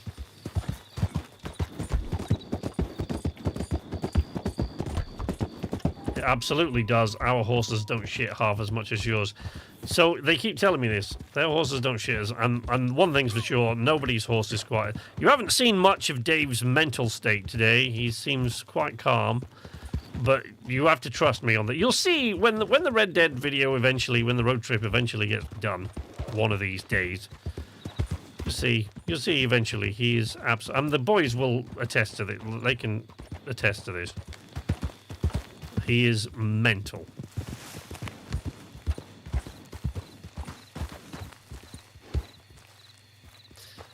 Seen several players in the...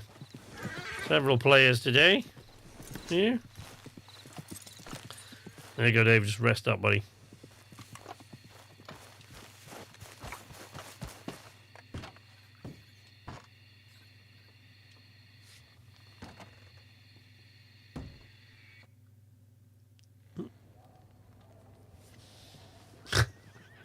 Anyone who knows a Dave.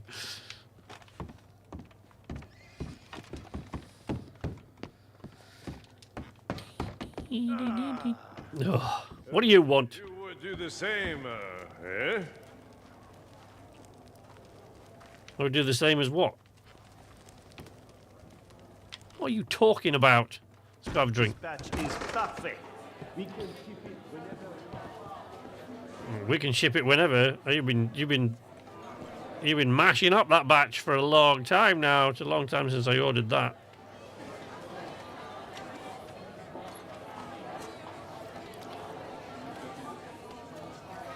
Cheers, everybody.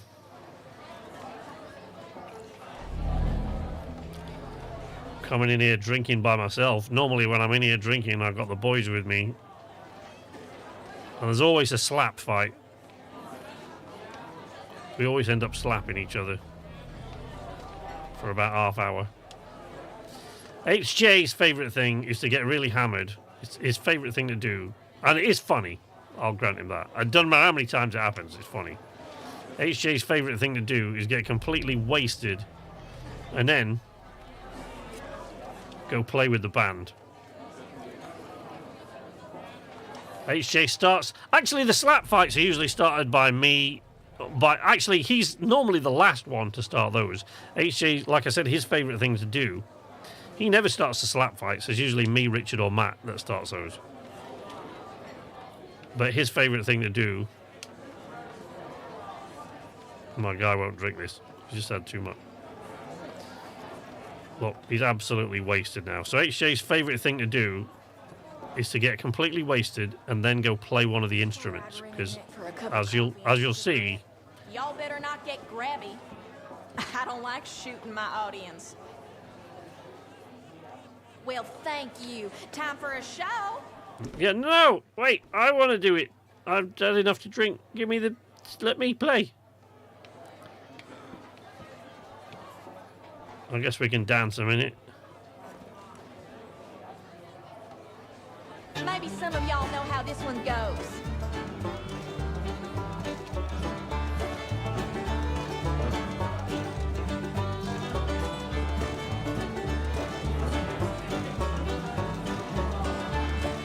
I don't know what you mean. I generate ambience.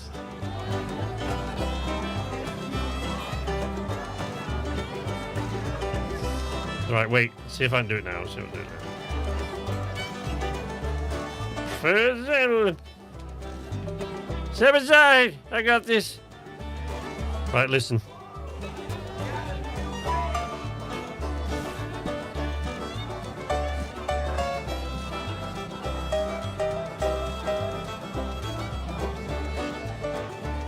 No, I must not be drunk enough. Oh.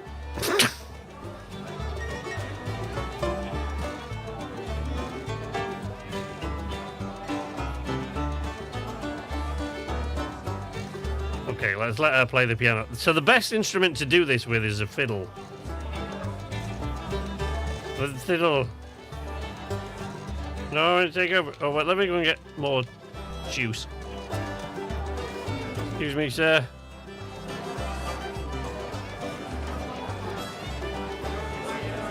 Ah!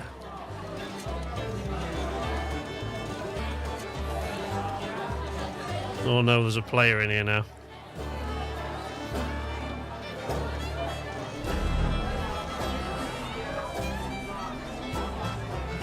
Okay, serve the drinks.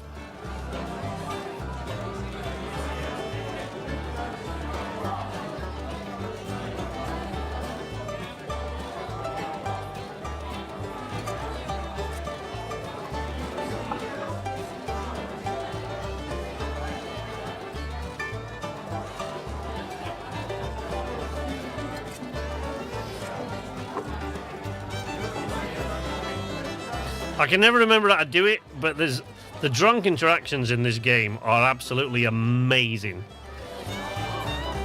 And when you're serving drinks on the bar like that, so some of the times you just get a slap fight and you'll fall over or just completely whiff and miss and collapse on the floor.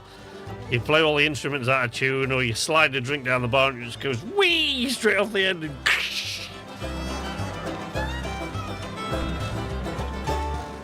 okay, let's try this now. See if we can get lovely, beautiful, drunken music tones out of this. Show us up.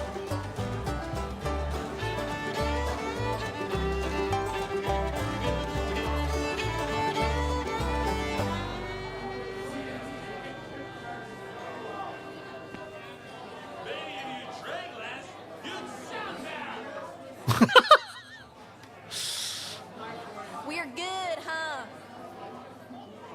You are?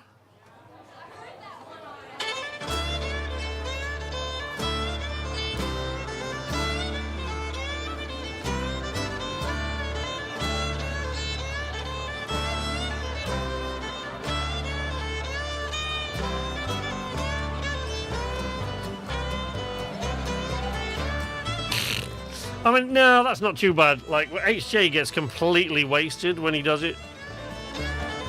And it is very, very funny, because you can't... When you get so totally wasted you can barely see, you can't play worth a damn. And it's just going... And it is HJ's favourite thing to do.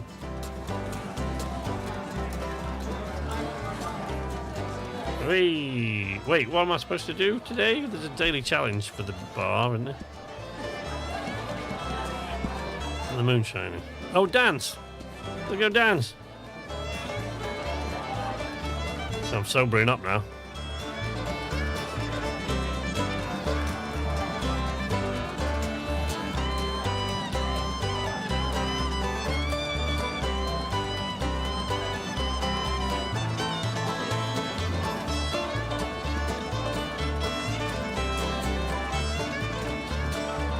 I think when December 1st comes, they usually change all the decoration in here, so you get Christmas decorations in the bar, and they start playing stuff like Jingle Bells.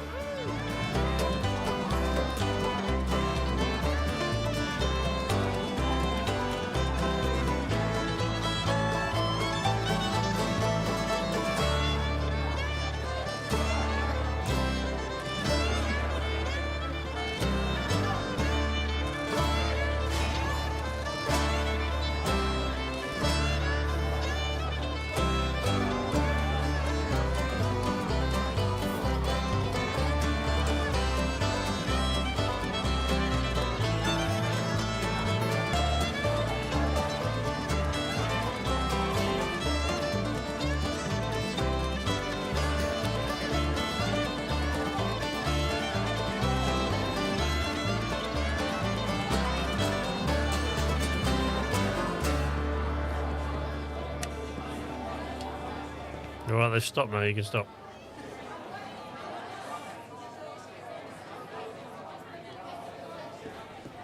Come on. Start the music. I'd hate for this to look silly. Oh, come on. Hope you liked it. Thank you for the time, ladies and gents. No, come on, finish your set. Oh, come on. An encore? Well, Oh, I did it.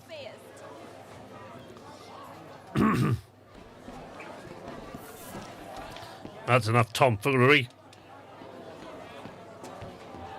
I'm gonna start charging this guy rent.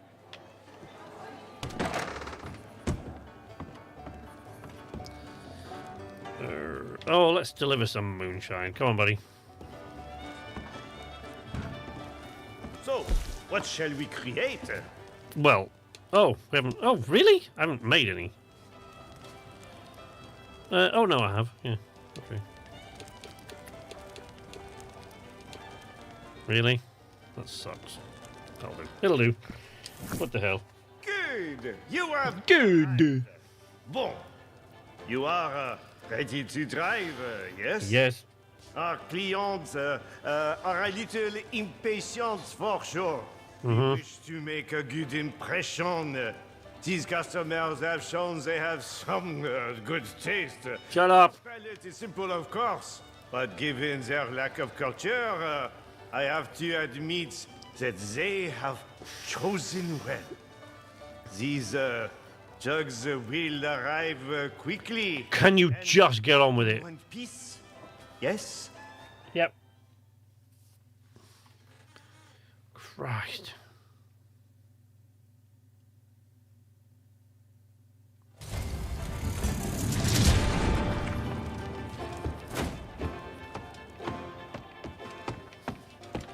Well, that's weird. I wonder if it's because I'm drunk.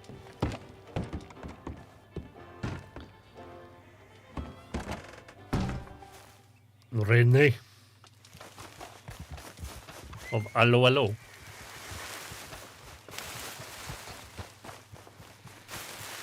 All right, let's go.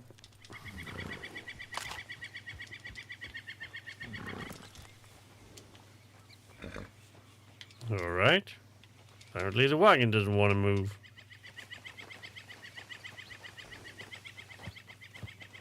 Don't know why that is.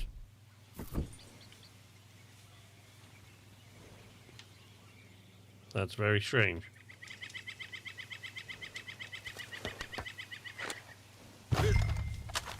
Yeah, I'm trying to go to the wagon, but the damn thing doesn't want to move.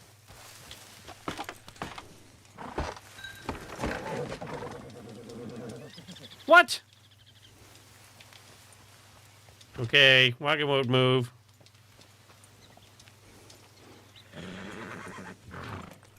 My wagon won't move. Pass. Well, you'll have to go around. For the love of God.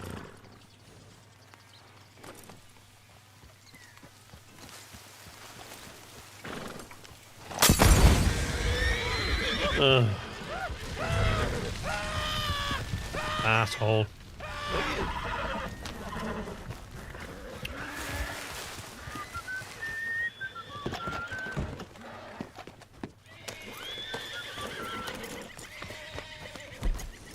Hey, Dave, do me a favor.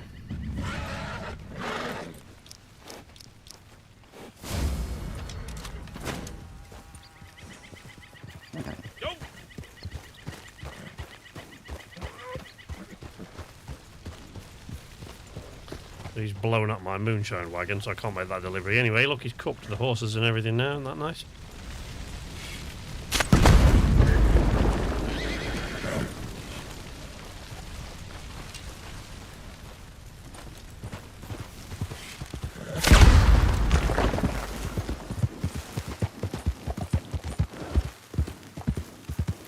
Right, so we won't be making that moonshine delivery, but that's that's what I get for saying that that sort of thing doesn't happen very often. But it really doesn't. That is actually quite rare. To get fucked with by someone like that in this game now is quite unusual. I kind of missed that talkative Frenchman. I don't. He drives me insane, that bloke. How you doing? Welcome.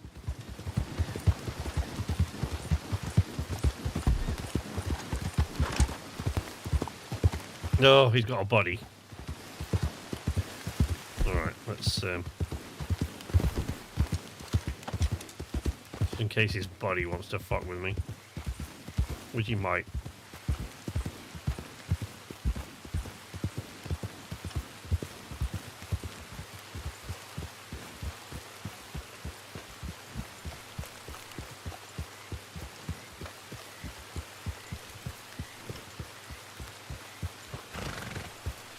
Oh, he's over there, look.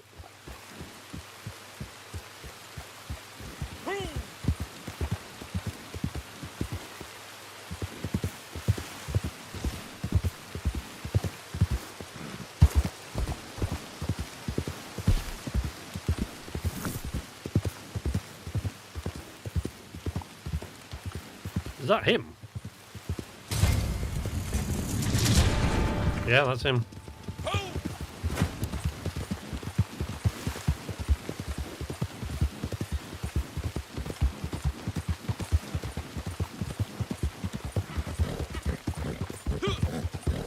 Oh, he's legging it. Oh, he's gone back to his camp. Oh, you piece of shit. Cheeky asshole.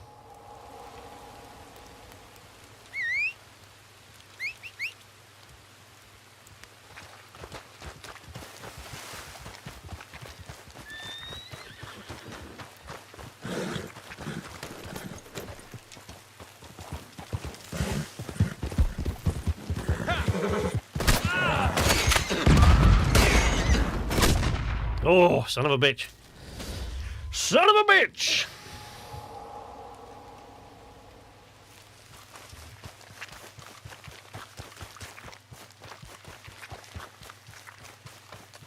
Hey, he shot Dave. Son of a bitch. He's staying close to his camp, so they keep retreating back inside his camp. The cowardly piece of shit.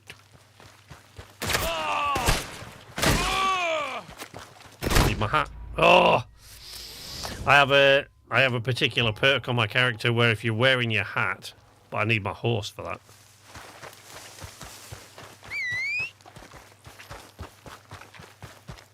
Out of practice, look.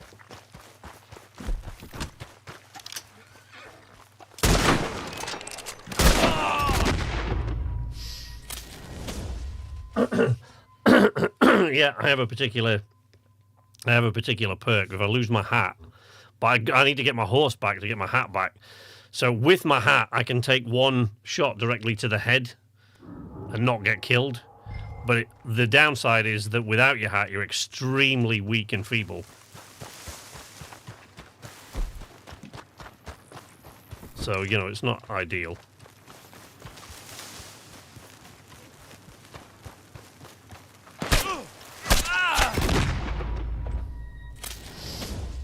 Yeah.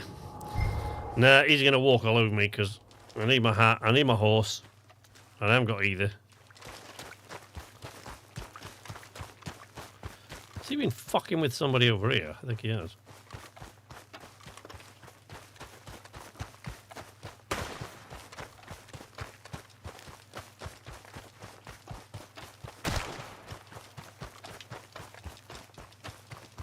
Whee!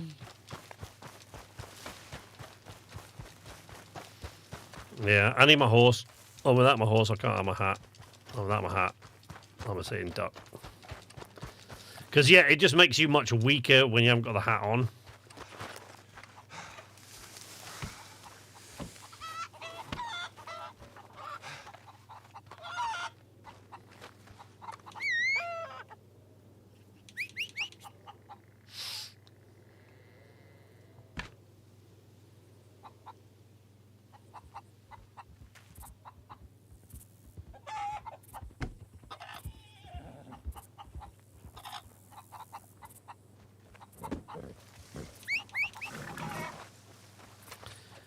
Well, now that's not Dave at all. Poor Dave.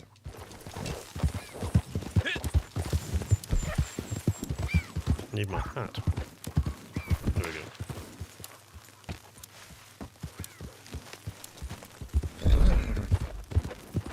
go. Okay. Bounty over. All right, let's put the bow and arrow away. There we go. Right. No, I know, right? I mean, Dave's still alive. He hasn't killed Dave forever. I got my horse insured. No, I wouldn't risk losing Dave forever. No way. That's not a risk I'm prepared to take. But he has put Dave in intensive care, which is not cool.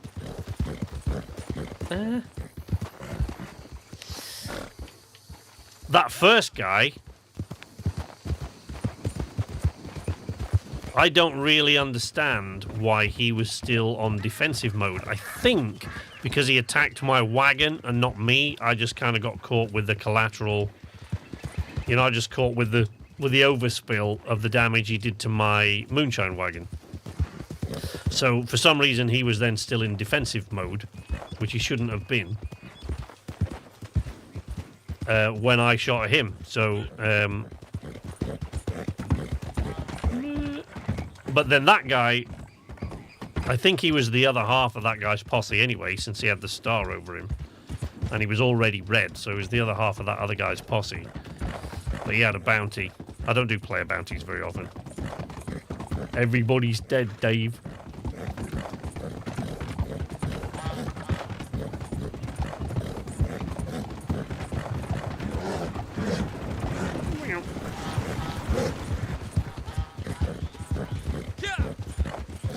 Yeah.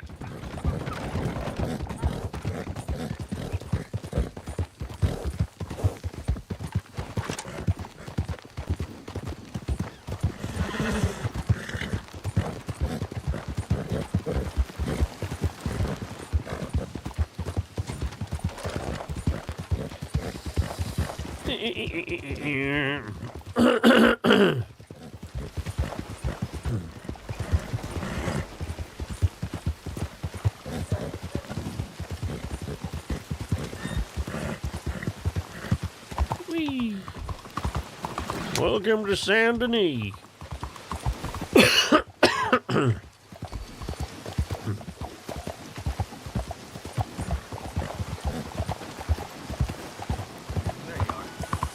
There you are. Blue. Ding, ding, ding.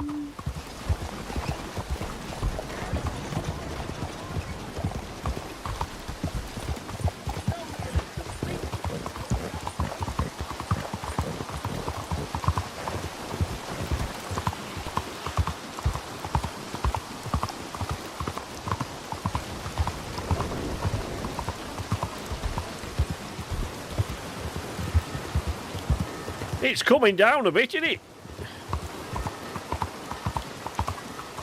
Weather's a bit shit.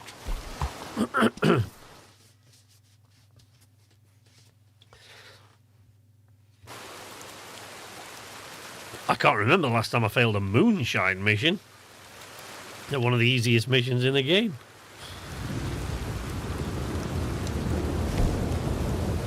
Really screwed that up. Well, I mean, I got griefed, but that's my fault for saying it just doesn't happen very often in this game anymore, because it doesn't happen very often in this game anymore. That is unusual.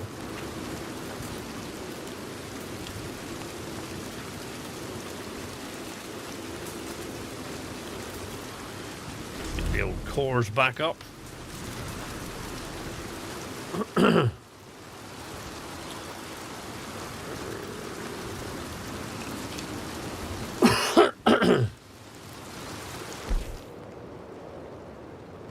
Meep, meep.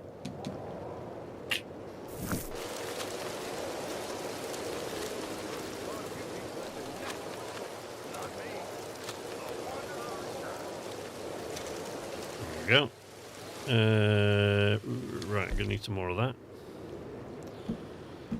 No.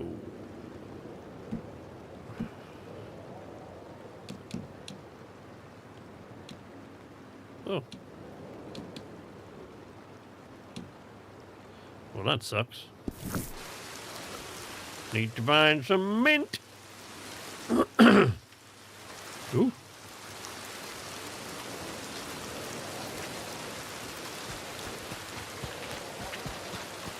All right. What do you want? We're in business.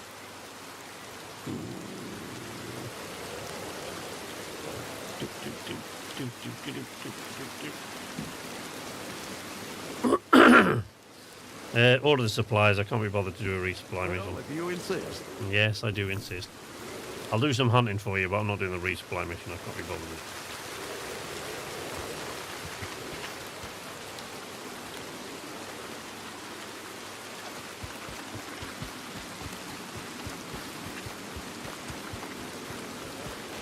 What are you doing, buddy? How was your time in the hospital? Everything all right? You feeling better now, Dave? Good lad. Lemoyne has to be one of the best regions in the game. Braithwaite Manor. It's all gorgeous, like the whole damn thing. Like, the reason I come back to this game time after time after time after time after time, year after year, is just, it's still my favourite game to just hang out in. It's absolutely gorgeous.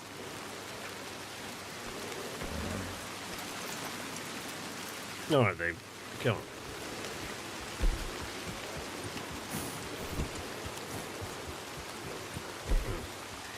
Probably. Oh, there's no point doing that in the rain. You just get rusty again.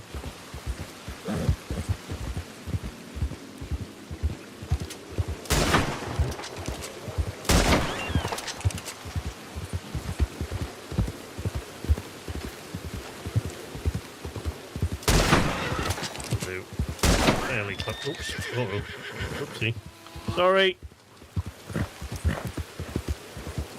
Sorry.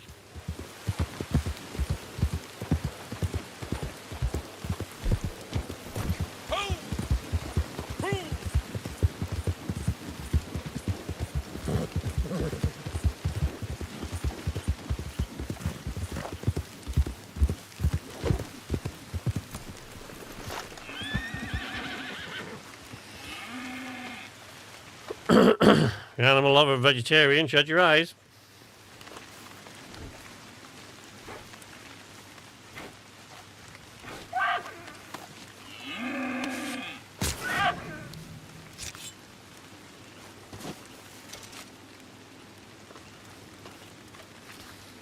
Ugh. I'll pick it up. I mean, kill the poor damn thing now. No point not taking it in. Still have Coulter. It does have pretty awesome snow. Find that other deer. It's only 2-star deer anyway, but yeah, whatever.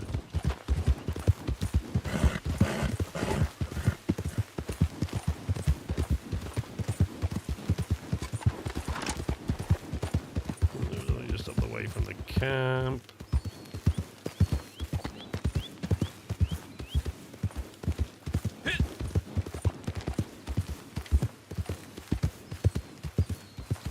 Damn thing despawned.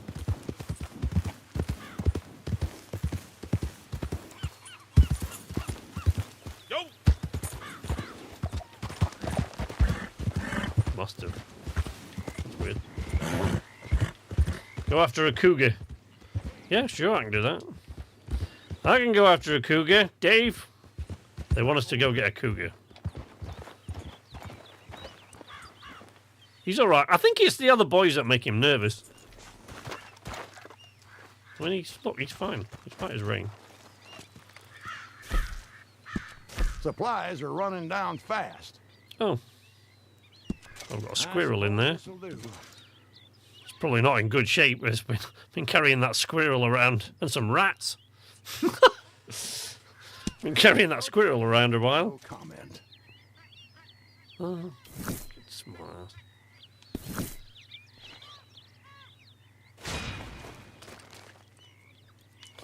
All right, Dave. Let's go after a cougar. Come on. I know you're not a fan, but let's do the thing. All right. So we've got to go to a place where cougars are at, of which there are several. My favourite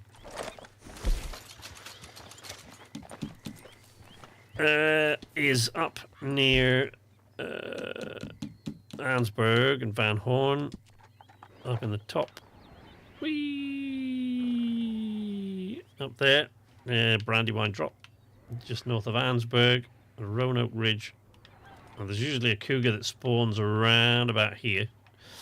And if you fail that, there's just a couple that can spawn. I've actually had 2 or 3 at a time here, right here, between here and the tower. So yeah, so if we got Ansberg, we should be right. We should be able to find one, I would think. Dutch, he is a rat. It's all part of the plan. We stick with the plan.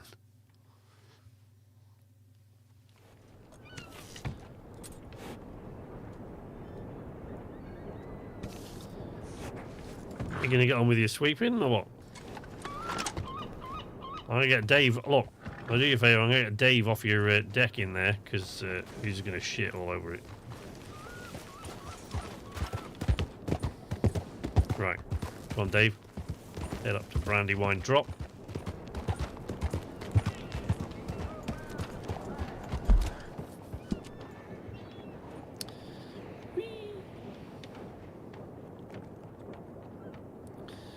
So usually somewhere around about there. Find a cougar.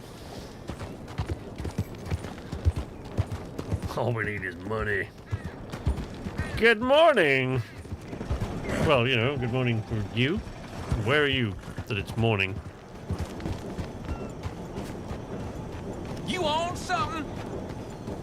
Yeah. I'm on a high 'cause it's such a beautiful sunny day.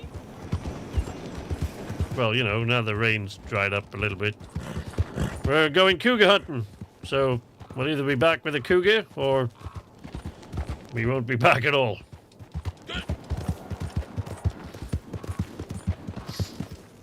Money.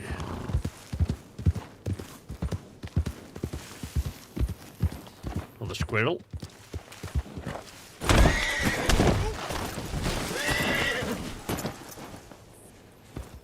That was me. I'm not going to put that on poor Dave. That was me. Not seeing that stump. Sorry about that, Dave. You alright? What we caught in the trees now. You alright, mate? Distracted by a squirrel. Didn't see the stump. It's not myself. So yeah, that one wasn't on Dave. Can't put that one on Dave. There's a mic. Holy hell.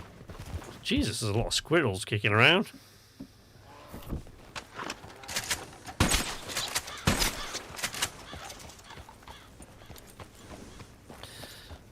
Now, I don't need these squirrels, really, but the reason I do this is because sometimes, and the reason I didn't turn all those animals into crypts, is because sometimes one of the things that it wants is it wants you to donate like 20 animal carcasses in 10 minutes.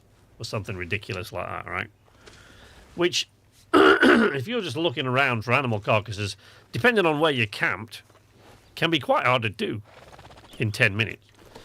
But if you carry like a whole bunch of them, the little tiny carcasses that you don't have to hang off the horse, the ones that can go in your satchel, they'll still be there for ages and ages, so that when you get that daily that says 20 animal carcasses in 10 minutes, or a bunch of small animal carcasses, you can just do it. Ooh. Wait, before we go up on the ridge, let's... there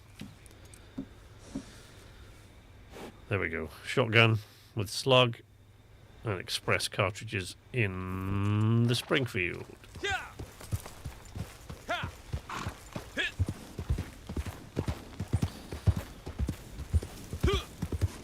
Birds to be good for that daily, yeah. Poor lonely cougars, gigs. I do have a wife, yes. I was looking at a photograph of my wife the other day from like 12 years ago on her birthday, because it was her birthday at the weekend. And I looked at a photograph of her there, and I just thought, wow, that's a beautiful lady. And then I went to the kitchen, I thought, she just doesn't look any fecking different than she did 12 years ago. I've become convinced that she's immortal.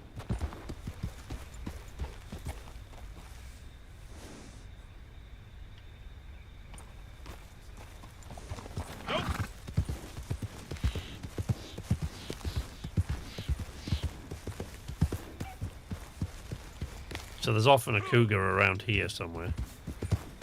Just kicking about. But if not, there's one often down by either down by the water or across the water on the way towards Tesla's.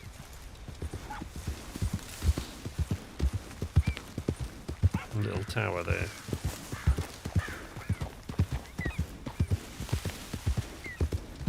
Yeah. Looks like it wolves up here, but there's usually a cougar. Doesn't seem to be here at the moment. Oh, when it's getting dark. Don't we hunting cougars in the dark, Dave, do we? Wait. Yep, there it is. Scared that other guy off. God damn it, where's he gone?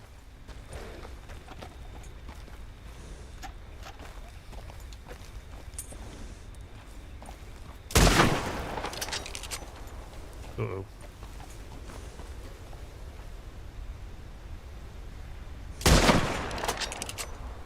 Oh shit. He's coming for us now, Dave. Or maybe he's not. But he will. There he is. Here he comes.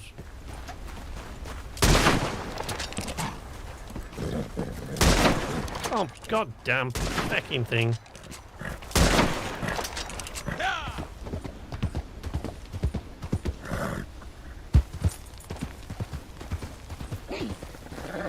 Could hit him with a rolling block. That would have taken him out in one shot. But by the time I'd swapped the weapons out... What I don't like about the rolling block is that you can't do this, right? So, there you go. So this is the Springfield, which is alright when you've got to quickly sort of bring your rifle up and pop, right? Or you can go into a scope, right, for a better shot. But with the rolling block, you can't... You haven't got any option. It doesn't have an open sight option. I mean, that cougar's fucked. Look.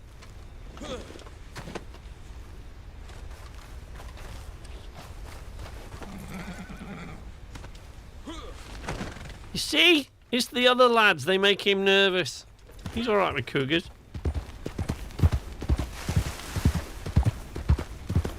Yeah, there's one west of Blackwater, and there's one up in the... Hang on. Let me get off the railroad. That's a good way to get killed. So there's one there, and then there's usually, I've had quite a few run-ins with these. There's usually right up around near the not by Wallace Station. It's a bit further up. It's north of Strawberry in the big valley, right? And the grizzlies. So right about here, there's usually one. They usually get a grizzly or a bear. A grizzly bear. Sorry, a grizzly or a bear. A grizzly or a cougar around about there. Dave freaks out even when there's... Yeah, he just seems to be having a calm day today, maybe. Maybe getting killed or put in intensive care by that player. Maybe that just... Maybe the drugs they gave him in the horse intensive care just really chilled him right out. Actually, we're going to deal with this way if another cougar comes lolloping out of the forest. What we got there? Elk. Bull elk. You see, now I've got a cougar and there's a fucking bounty back there. And it's only a 1-star cougar, so I don't mind swapping it out for a 3-star elk, cougar, and a fucking bounty nearby. That's like waiting for a bus.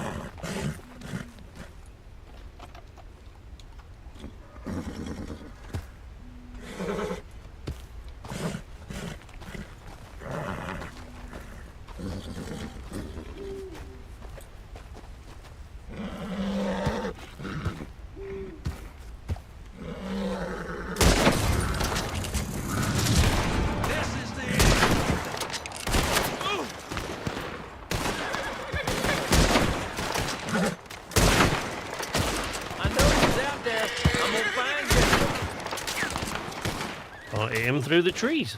Hey, there they are! I found them!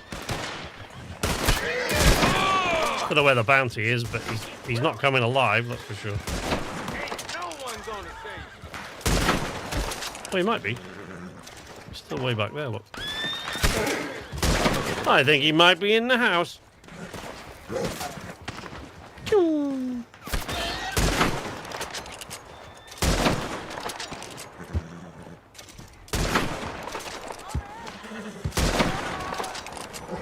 Yeah, I think he's in the house.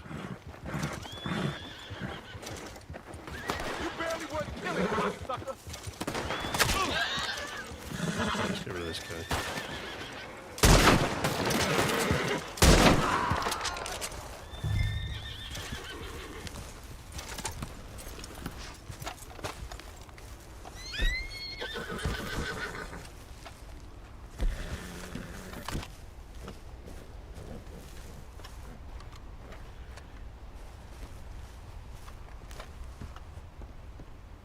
I ought to skin you alive for what you've done to us. How's that? Guessing you ain't the merciful type. Or you gonna surprise me. You blink and I'll be gone. Where are you gonna go? Now, why did you go for your gun? I was thinking about it there for a minute. I was thinking about it, but no. For God's sake. Dickhead.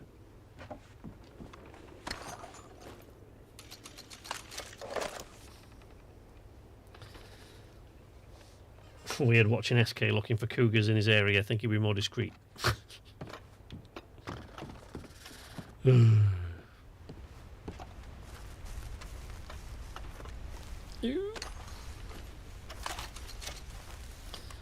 Let's go and loot some of these corpses. So we can see if any of them got any interesting collectibles on them. Probably not.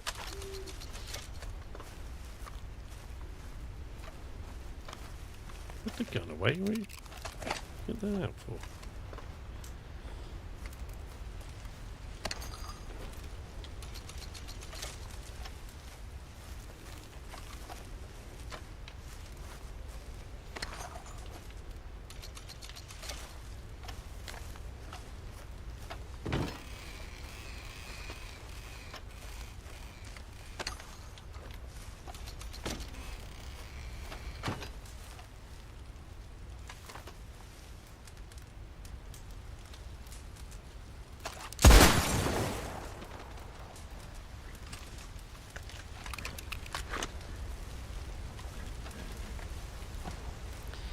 Beep, beep, beep, beep.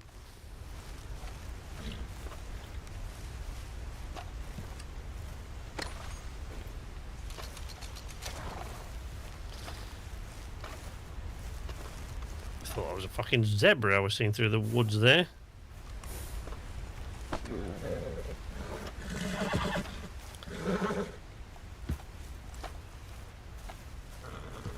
Oh, a player horse. HJ's ridiculous, stupid, dumbass lamp on the front. I remember when I first encountered a panther in Lemoyne. Yeah. They don't half move fast. That's for sure.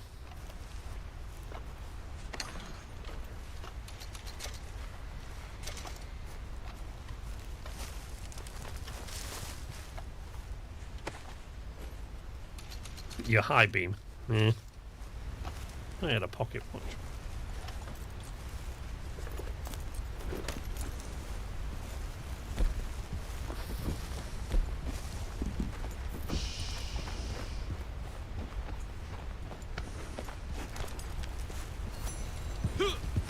There you go, Dave. Good lad.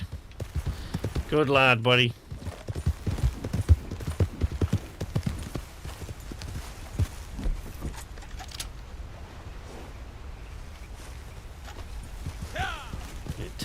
After that, it'd be worth more than the cougar I'm carrying around. Although dangerous animal, deadly predators are generally worth more to on your trader, even if they're really, really low quality like that one.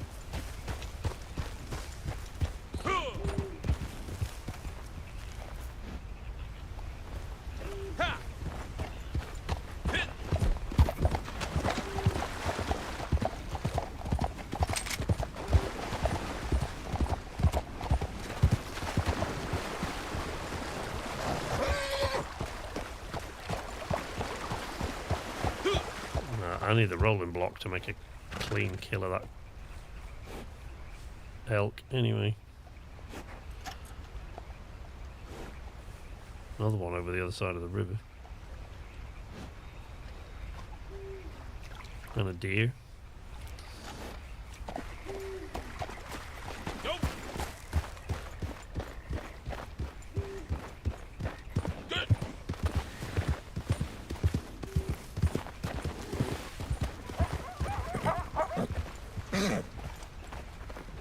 That black bear. Yeah, black bear.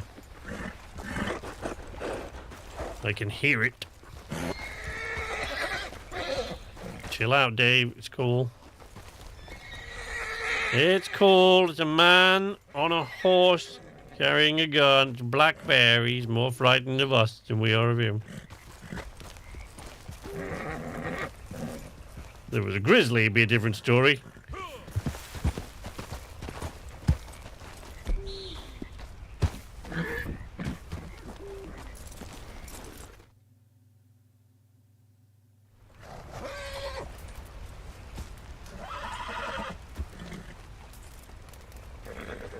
He's not happy about that bear being around it, Dave. He is unhappy about that. Alright, let's go back to camp and take this cougar skin to Crypt.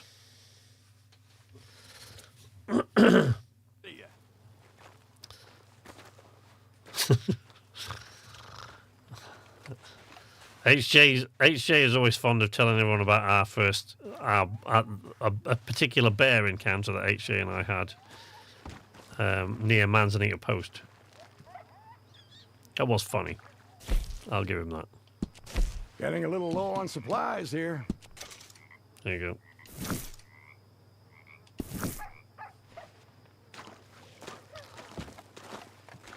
I'm sure HJ will be happy to tell you about that. It worked for you! That was the funny thing. It worked for HJ, not so much for me.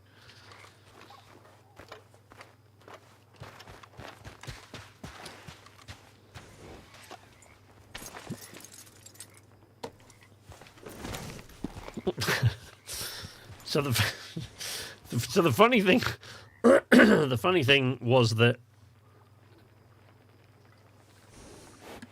the whole thing, you don't run from a bear, right? You're supposed to stand your ground, supposedly.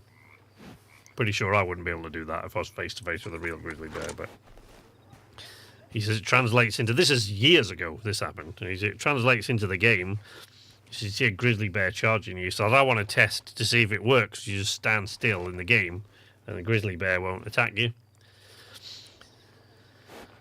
So we're up near Manzanita Post and he he stands there. This grizzly bear comes charging towards him, and I'm at a safe distance, ready to shoot the thing, after I'd watched it maul him. But he didn't. Ran up to him and stopped and sort of growled at him a bit, and then ran off into the trees. I was like, hey, it does work. I want to try it. So when I tried it, I was like, ha ha! And it just came along and went, woof. Like, no. Mauled the crap out of me.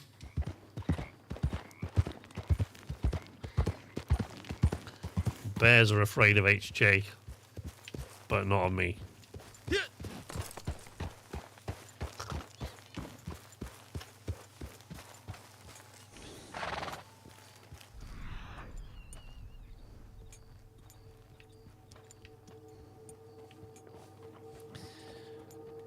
What have we here?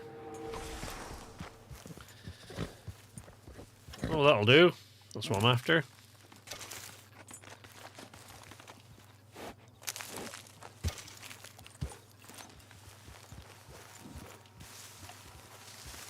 Stop dancing, Dave. It's only mint. Not horse nip.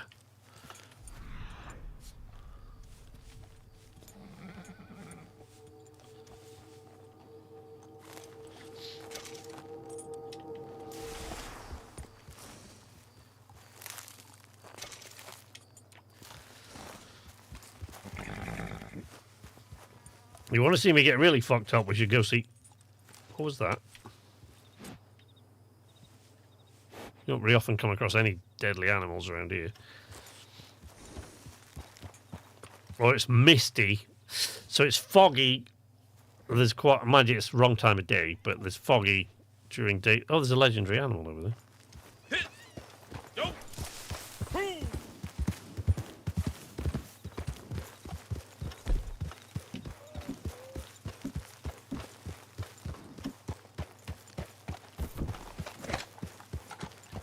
It's the wrong time of day, but it's foggy. There's a legendary panther that stalks around in the fog over by Lemoyne, but it's usually in the daytime.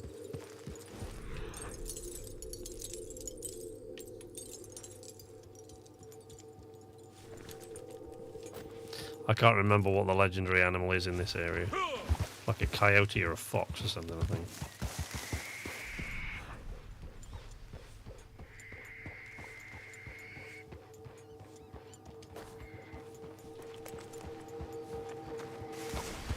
Oh no. Wow, I'm not going to be able to sedate that bastard. You're all weak.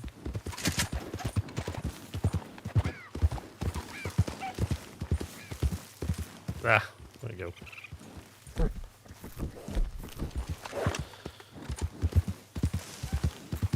Actually.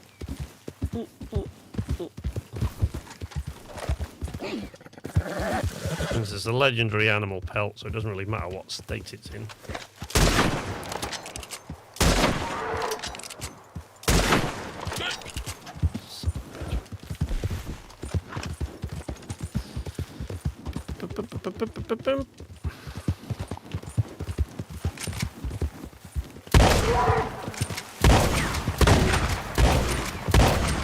Son of a bitch.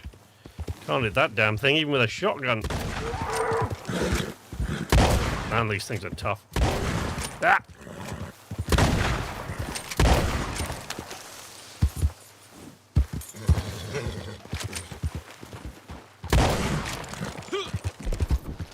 Back to that goddamn rifle.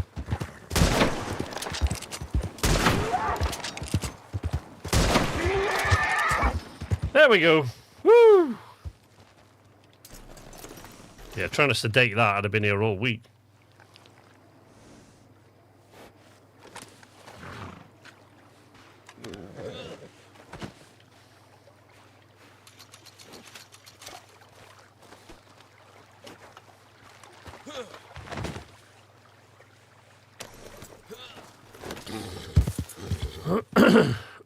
Right, Dave. Let's so we'll be down here, wouldn't we?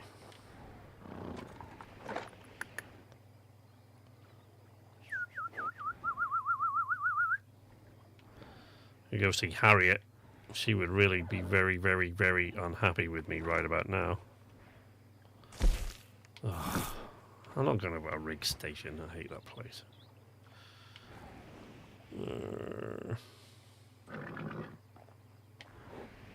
No, fuck it. No. What the hell? Go on, Dave. Let's go.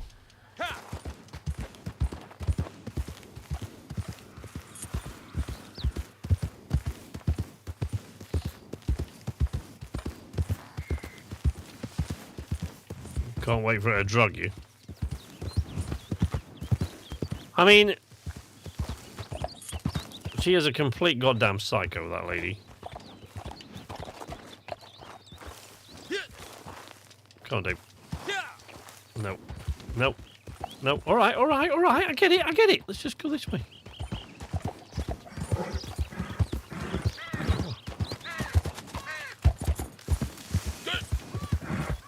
Steep climb, so I'll get it. No need to bang on about it.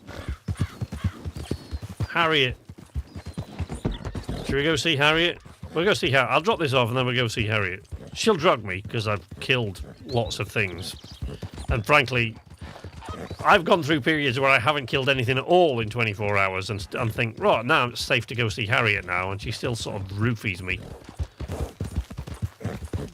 She's a pro. She needs reporting, that woman. I'll show you who. Harriet is the Harriet is the naturalist. She's a lover of animals. She's absolutely batshit crazy. She's mental. But, you know, she's a lover of animals, and she gives you all these little animal side quests and stuff, and... You know, there's some cool stuff you can get from Harriet. And frankly, the thing that's worthwhile doing, leveling up with Harriet, is so that you can get the wilderness camp that you can fast travel from. But she does not like it when you've been killing animals. Not at all. And she will, I guarantee it. She'll drug me. When I go see her, she'll be really pissed off. I'll show you in a minute. I'm going to drop this off at Gus. And then we'll go to Le Gras.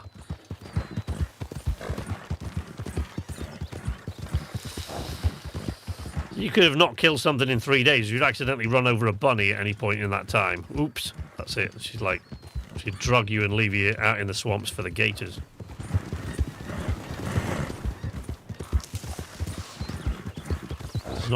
She's not a well lady, really.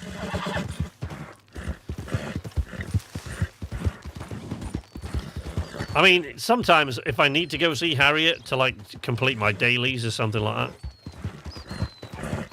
Or, like, quite often if I need... I think I can make them by myself now, but when I used to have to buy sedative rounds and stuff like that from her. Or, because, you know, to turn in... If you're taking loads of samples from sedated animals, you can hand those into Harriet for cash as well. But you have to, like, have not been... You have to have not so much as given a bunny rabbit a nasty stare in the last week. Because otherwise she hears all about it, and she doesn't like that. All right, Dave, for Christ's sake. Can you chill out? Just calm down. We're here to see Gus. Oh, he's up there, isn't he?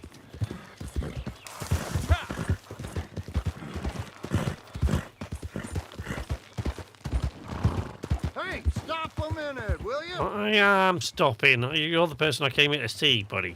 Oh, you certainly know how to make an old man happy, don't you? I should think so. Now that is a thing of true beauty. I knew I could rely on That's a thing of true beauty. A legendary Mudrunner buck, for which I'll give you about $3.98.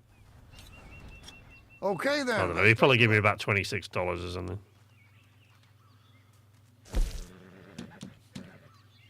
$27. I was out by $1. Look at that.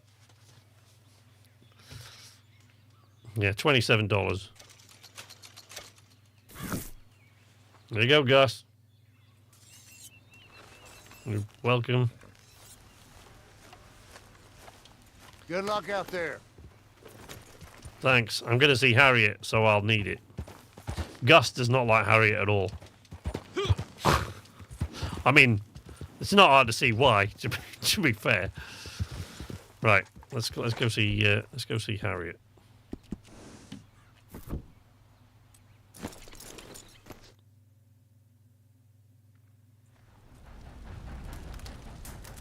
Look at that.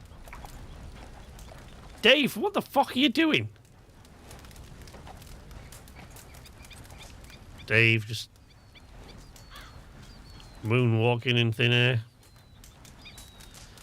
You know, if you don't climb off that rock, one of those 38-second shits that you take is just going to run all the way down the back of your legs, and that's just unpleasant. Right. Let's go see Harriet. Come on, Dave. So if you've never encountered Harriet,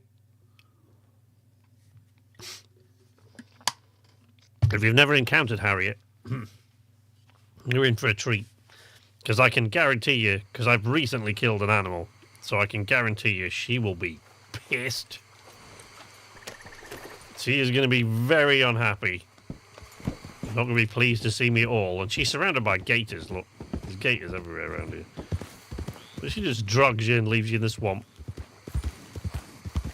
She'll probably start yelling at me even when I get close. Buttering me up, aren't you? Someone's looking for a treat. You planning to say hello or just drop by? See, she's all nicey-nicey now, but wait till I go up to the tent. You watch. Right, Dave. So you can smell the death on you. Yeah.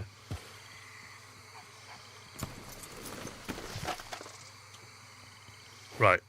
Are you ready? She's going to start yelling at me, and then she'll spray me in the face and drug me and leave me in the swamp. You think I don't know when you hurt my friends? I always know. Well, I will All right, let's see what you have for me. What? Okay, this game is just... I can't wait to get these scales under a microscope. Oh. See? She's just not...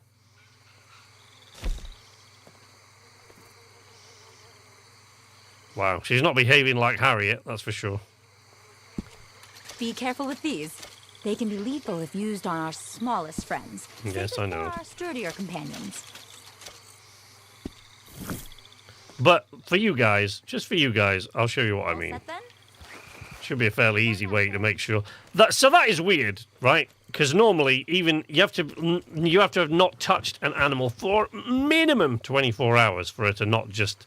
But sometimes it just seems completely arbitrary. You haven't done anything, and she just sort of sprays you with a druggy goop. So let's go kill a gator, since there's bound to be about 7 of them around here somewhere. Is that a gator or a rock? No, it's a rock. Well, that's a gator.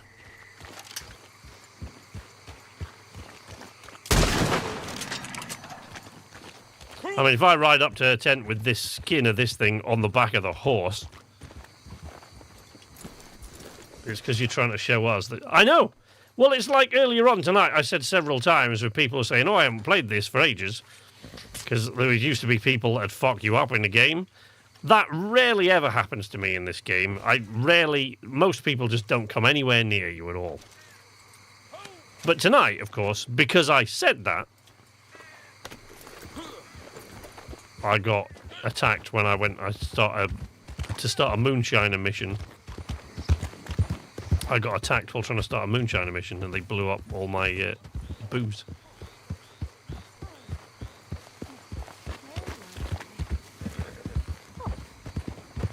Maybe she's on best behavior because there's another player there.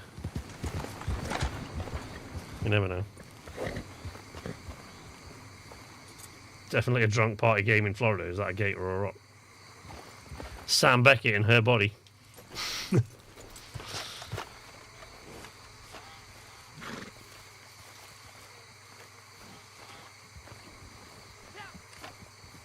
Savage! These poor creatures have done nothing to you. I sincerely hope you're here on friendly terms. Okay. All right, HJ. You didn't forget anything. HJ, back me up on this. I have literally just killed a gator. Have you ever known Harriet to put up with that kind of behavior? Ever? Ever? Like, you can't so much as give a squirrel a bit of side eye without her going mental on you normally. And I've just walked, just a few meters from her camp, killed a gator, rode up to her camp with the gator's skin on the horse, and she was still perfectly alright with it. Wow.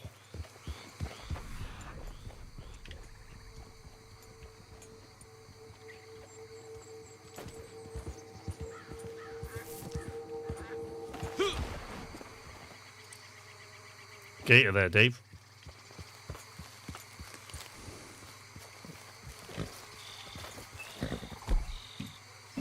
Oh, I've got an idea.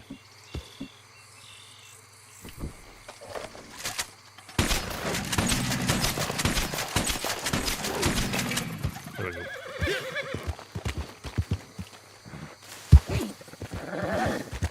Come on. Go to sleep. There we go. Christ, there's another one right there. Shit.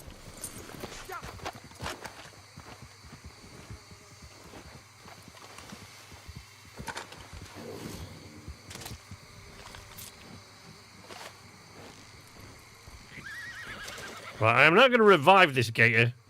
Dave's probably not going to be very happy about it, and it might decide it doesn't like me very much either.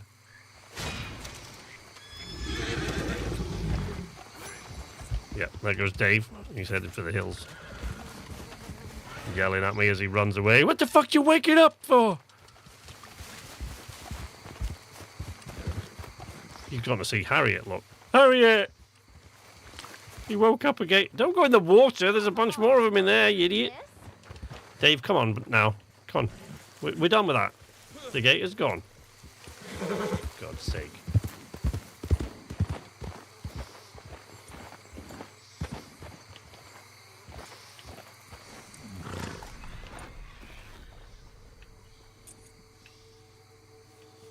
She normally has like a little friendly animal kicking around somewhere that's not far away.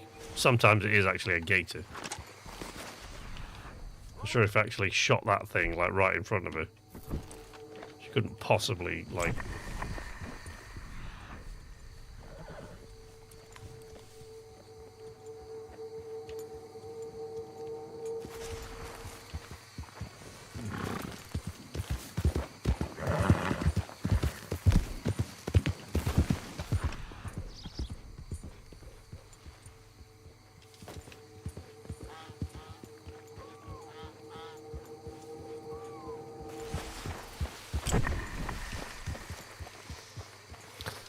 The other thing that's always fun to spend several hours hunting down is when one of your daily activities has you collecting bullfrogs.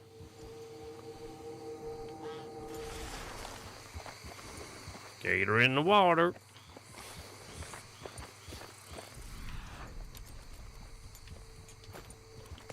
There's not... Oh, hello. What are you? This game is just fucking with me today.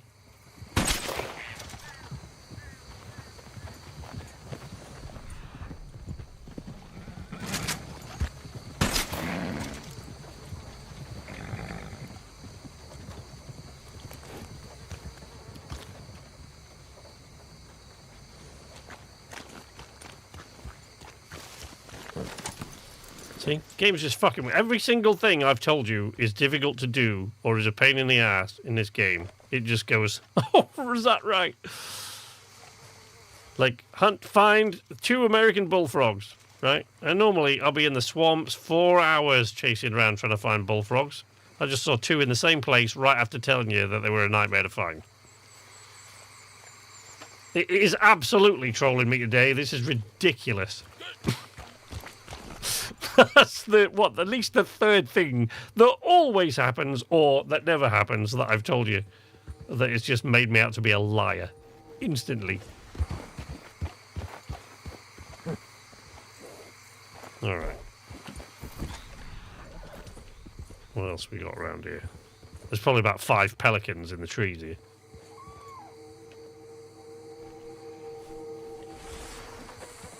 Get some proprietary pelicans. Yeah, what do you want? Yeah, pelicans. Go get some pelicans.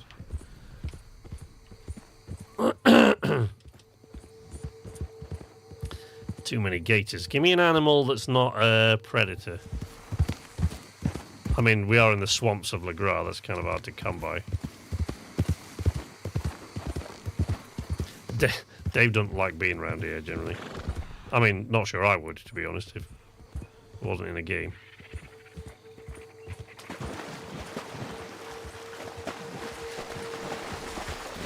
We don't have any... Ooh.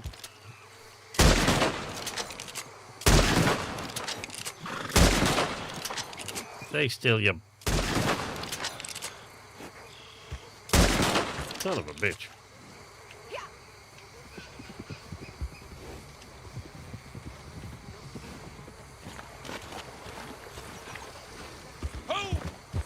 It's like a flamingo. Did I just shoot a flamingo out of the air? Yep. Shoot it. Dave! Oh. To be fair, there are some... Oh no, it's a spoonbill.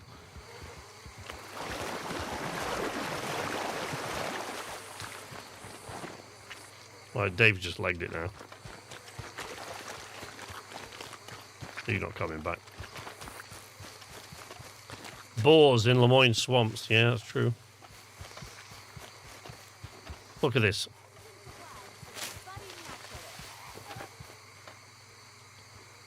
skin this right in front of Harriet. Just to rub it in. Just nothing to see here, Harriet. It's just me skinning this endangered species of bird. What did you do? Oh, I'm sorry. Was that upsetting? Or the rest of them. You're worse. Let me see what you've collected. I know what you've been up to. Word travels fast in the forest. Well, I won't stand for it.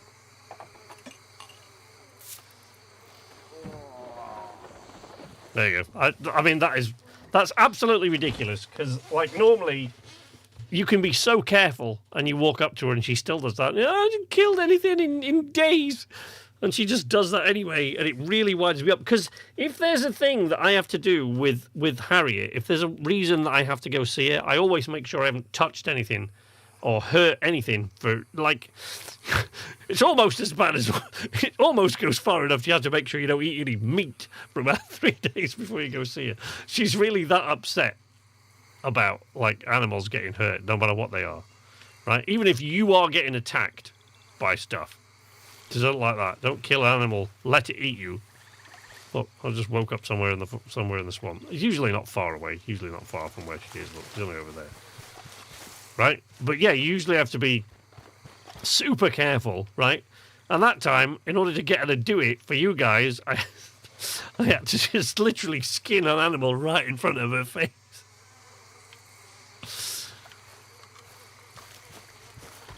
It's no good hiding in the swamps, Dave. The gators will get you.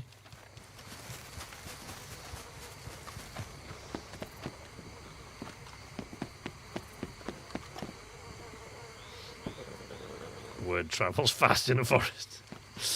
Like she didn't just watch you kill a spoonbill. Where? Oh, it's that thing over there. It's that damn thing.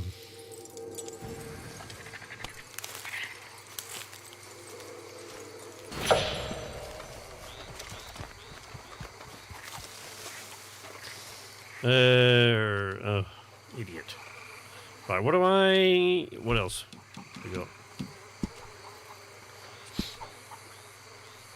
Black currants, cooked, seasoned, flaky fish.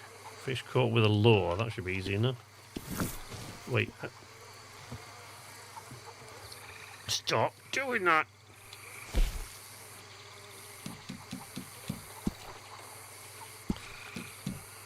$5. Oh, no, fuck that. I've got patience for that.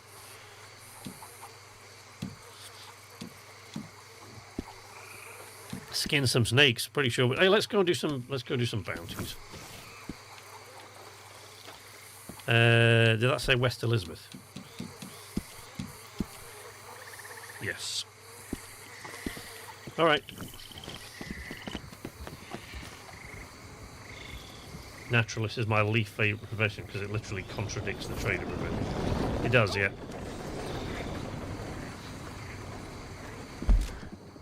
I think it's everybody's least favourite. They don't really... It's a bit of a pain in the ass to do stuff, and you don't... It's like Gus, right?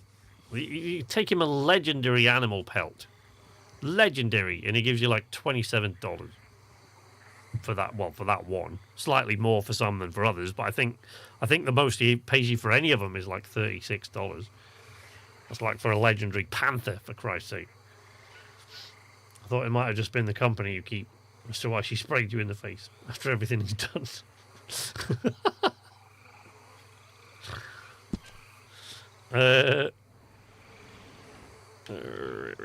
So,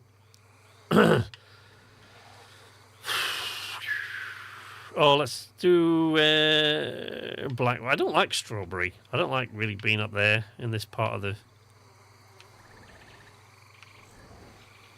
I mean, it's gorgeous. Like, you get some nice little places up in the big valley, but...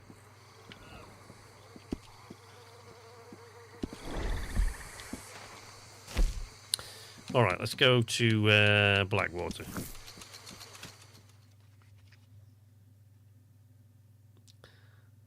I'm not a sadist. Every animal I kill does get used by someone. Thank you, Glenn. Thank you for the subscription. I don't know whether you are in the stream or just watching one of my videos, but I was actually surprised at the response that that little teaser for the return of Hopeless the Adventurer got. Because I honestly expected that to be watched by about 12 people total. Although I have had quite a few people over the years that were subscribers way back in the very first... Because that's... Hopeless the Adventurer basically appeared in one series. It was long running. It was about 30 episodes in the KCD series. But it was literally... It was the first content I made on the channel. Was Hopeless the Adventurer. Because I was originally going to call the channel Hopeless the Adventurer. But then I called it Nights Arcade because I realised I'd probably do other things. And... So I made a series of that, and then he hasn't been back since. I think Harriet is a perfect match for H-Shape, because she's mental. Now, why am I going over to the fast travel board? I don't want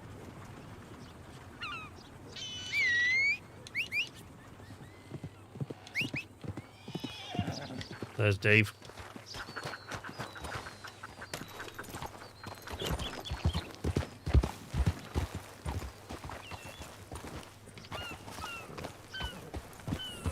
That's a nice hunk of horse meat.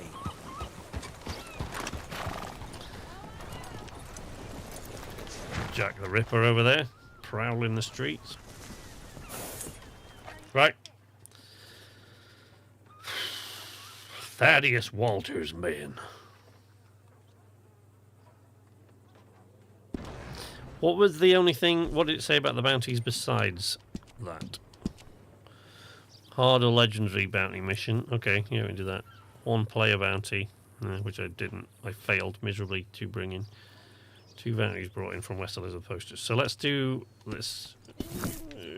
Let's do the hard one.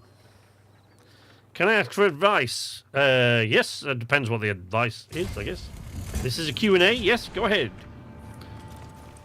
And welcome to the arcade.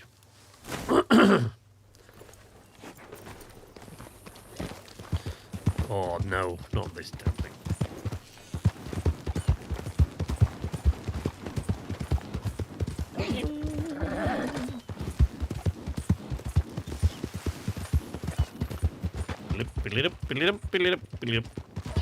This might sound weird, but I'm in a pickle. Ooh.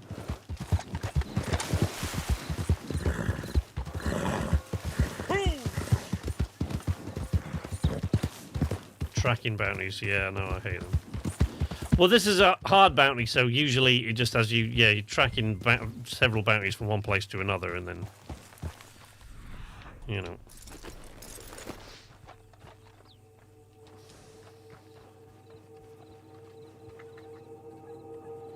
Focus on the clue. Inspect. Okay. Right.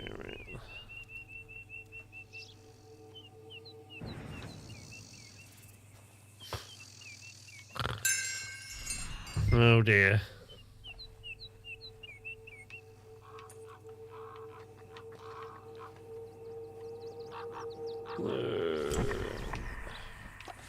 Kill or capture the target. Oh, that was quick.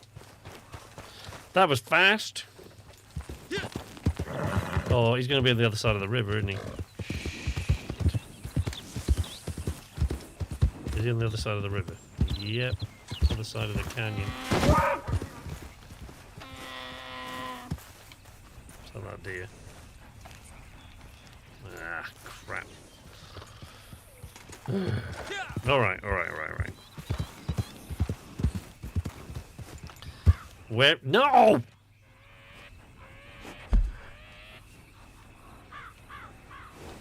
Oh no, not on the train. Oh no.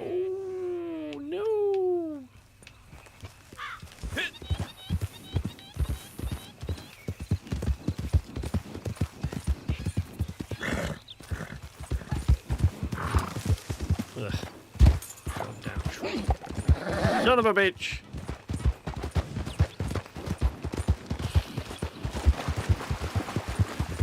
We'll make this one easy, do they? I mean, it is a hard one. Hard bounty, so...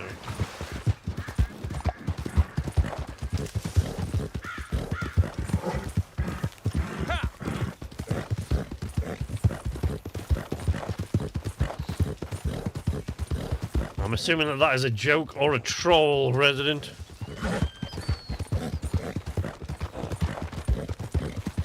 Actually, weirdly, as soon as you said that, I thought, I had somebody in here before say that exact same thing. Whee!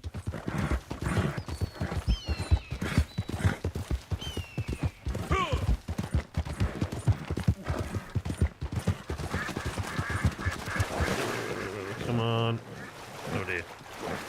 Came across the date part here, Dave. Shouldn't have done that.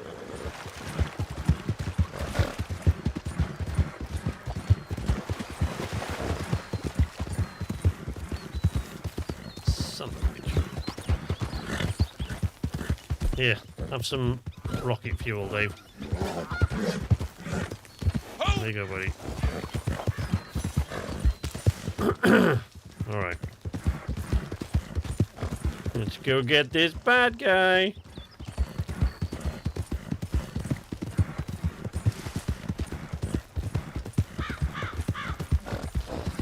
Da-da-da-da. Whee!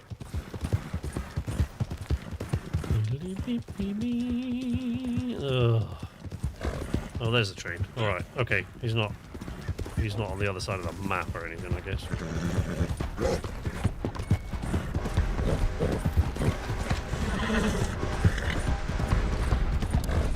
HJ is about to mock me for my train etiquette.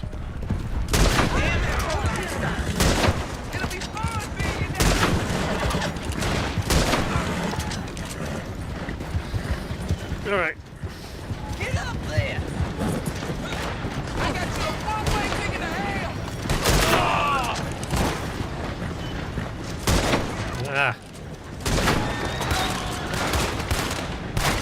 I'm sending you to... Oops. Oh, that was the bounty. Never mind.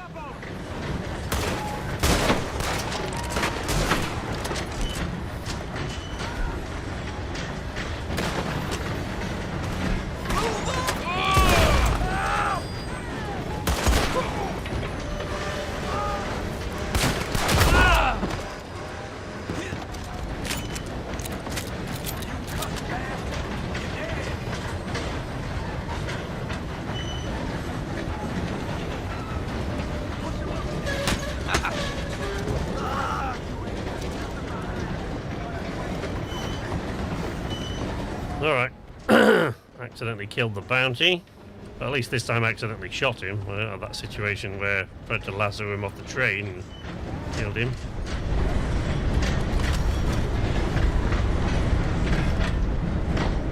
Now comes the difficult part. Now we're just gonna get off the train without dying.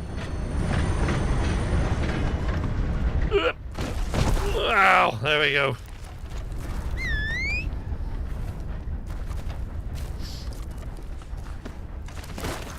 Keep wondering why Dave keeps losing it. Keep force feeding him cocaine.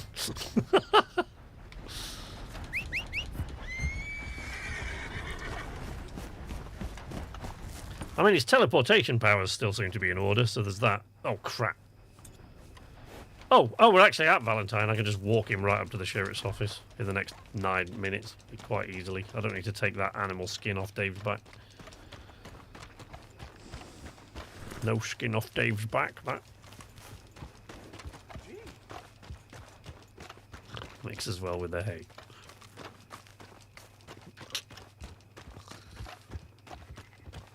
We're running low on horse cocaine, actually, Dave. I'll make you some more.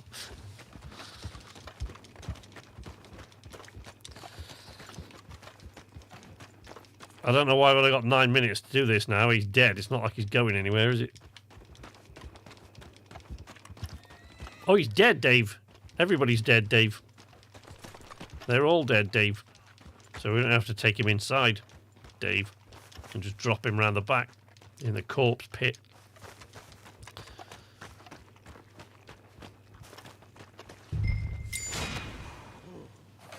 That's the going rate for an ugly as hell corpse.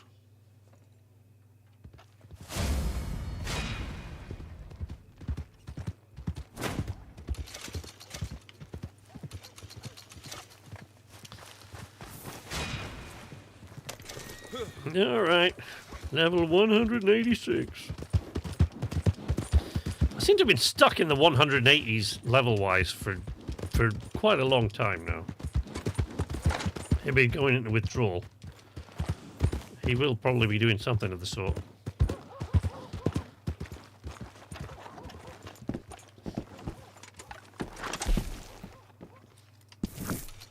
Back to Blackwater we go.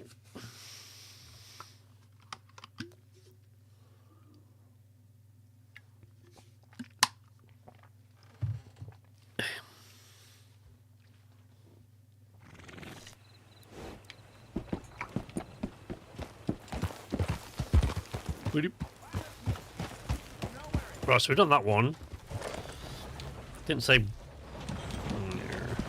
Hello. Hello. 2 bounties from West Elizabeth posters. You did beat this dude to death, like the last bounty we had on the train.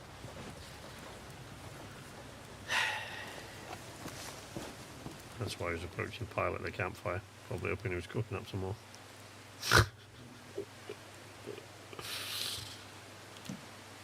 What do you got there? Grace Tibbet. The Amberino Greenhorns.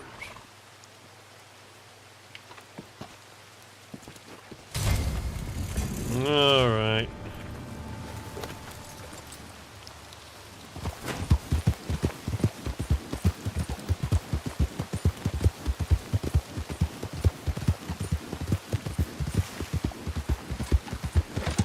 What camp? Which one are you going to take me to?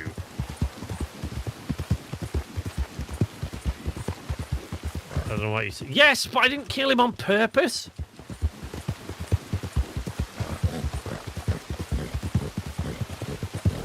You know in this game where you pistol whip somebody like that, right, and knocks them out, right? That's what I did. But because he was on the train, he fell over the side and died. But yeah, I went to knock him out, but I killed him by accident.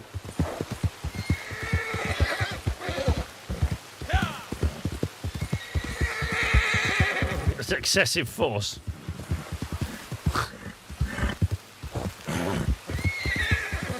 We do all right. The deadweights usually do all right at bringing people in alive. Usually.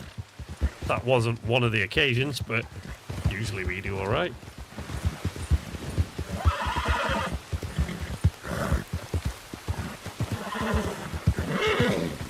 Every time I come around that corner now, I think of HJ yelling out at Pilot when Pilot's going on about his stupid hair. When he goes around that corner, he's going, "That's a hate crime."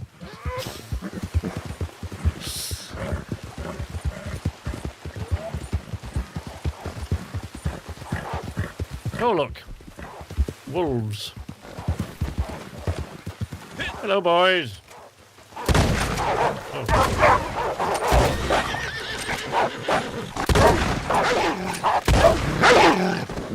There's another one.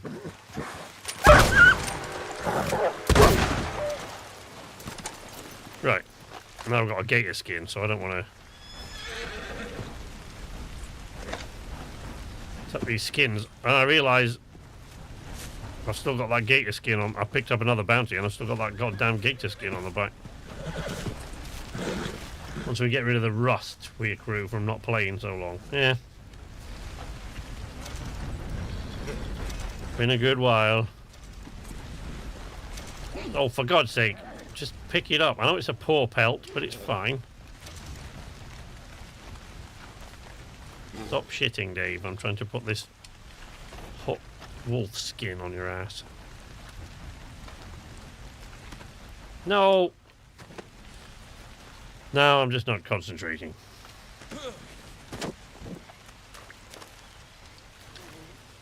I'm going to have to get rid of that gator skin anyway to take this bounty in.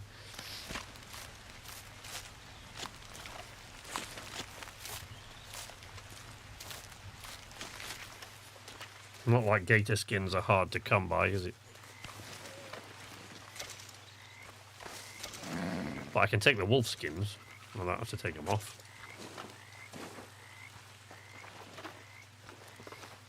Also get the big game meat and the teeth and all of that.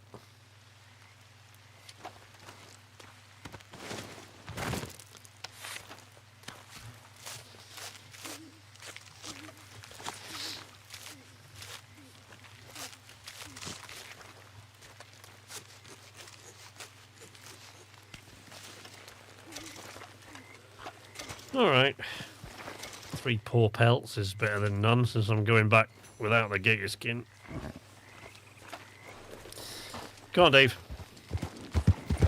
Let's go get this person.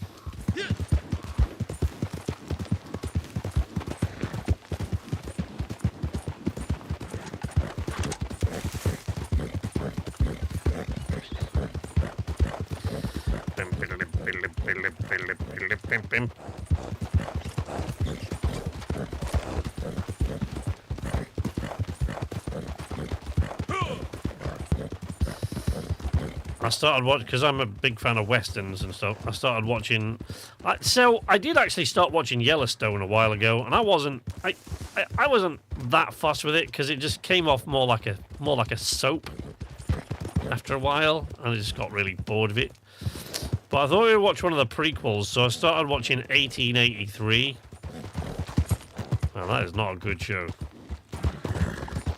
There's some poorly written nonsense. It's got Sam Elliott in it as well. Love Sam Elliott, but no, that's a terrible show. And the constant goddamn monologues.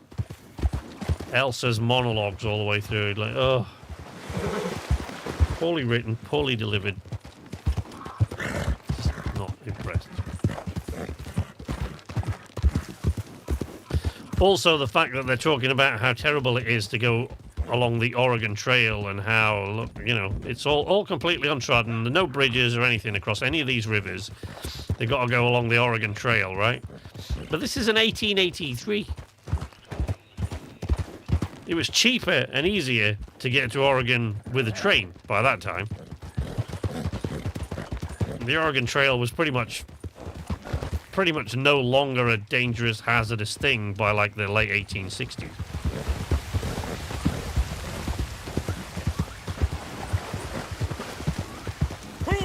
Most of the newer Western shows are written and acted like soap. Yeah. American Primeval was all right. That's it. It too was pretty bad, but it had some good moments. So it was all right, but that's about it. Oh, this fecking place again? Really? Is he on his own, or has he got all his hoppos with him?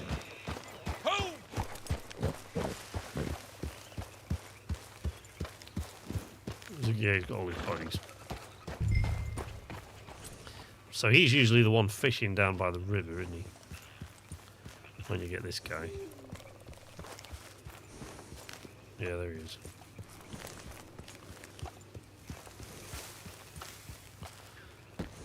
Oh, it's a lady.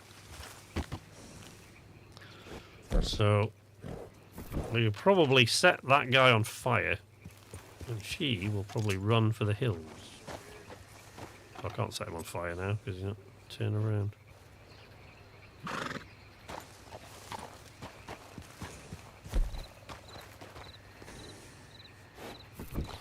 Let's see if we can get her to run off because it'll be easier.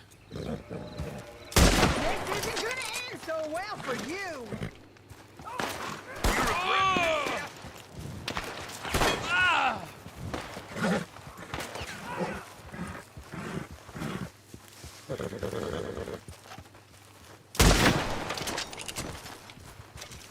Just don't want to accidentally shoot her.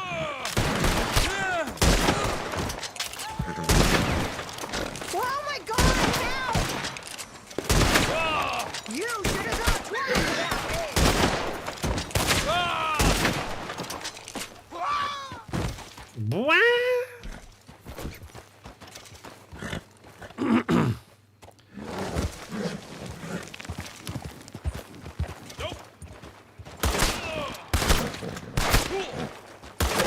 I'll cut the finger off, feed him to you, son! Why wouldn't it let me? This is ugly for you.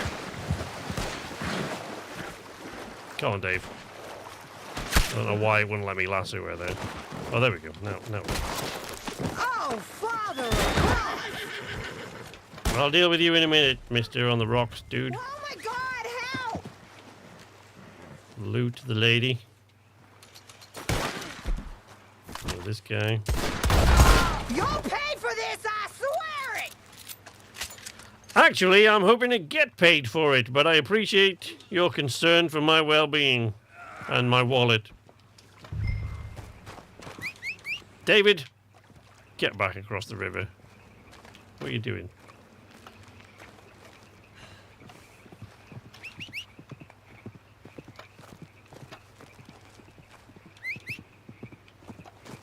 Oh my God, help me, please! I should play the Oregon Trail again. Yep, can't wait to die of dysentery.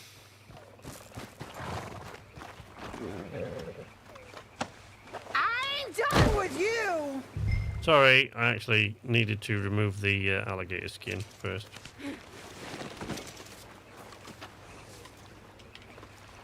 Save me, please! Oh my God!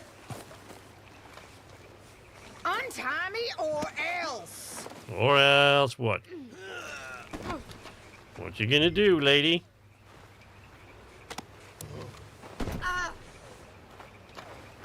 What's Dave's surname? You mean Dave in the chat or this Dave? Cockless pile of shit! Wow, lady, that's...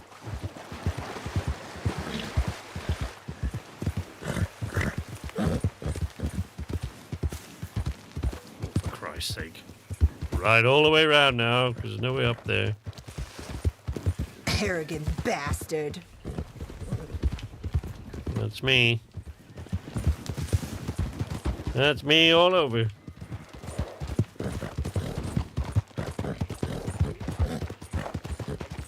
Man horse ship.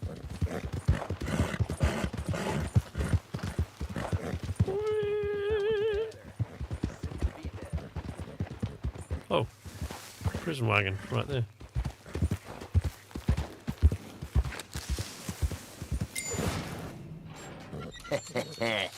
You're gonna sing for me, Jailbird. I'll make sure of it. Good deal. Just Dave. Plain Dave. Yeah, no, I never gave him a surname. Here you go, Dave. We've got a bit of time. You can have something that's not horse cocaine. Some oat cakes. There you go. Settle you down a bit, eh? There you go. Just chill out, buddy. Chill out.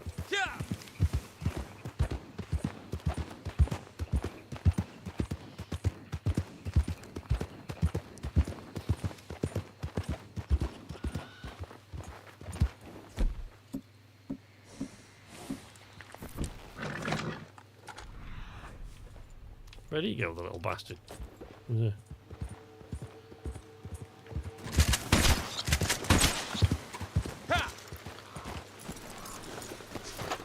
Well, I'm getting quite a squirrel collection today. Some oatcakes so you can shit out all the meth.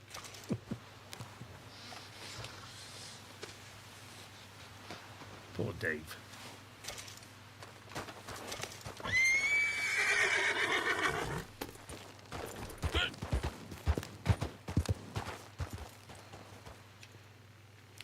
Sure is pretty up here.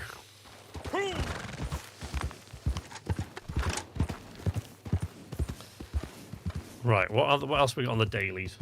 Let's have a look.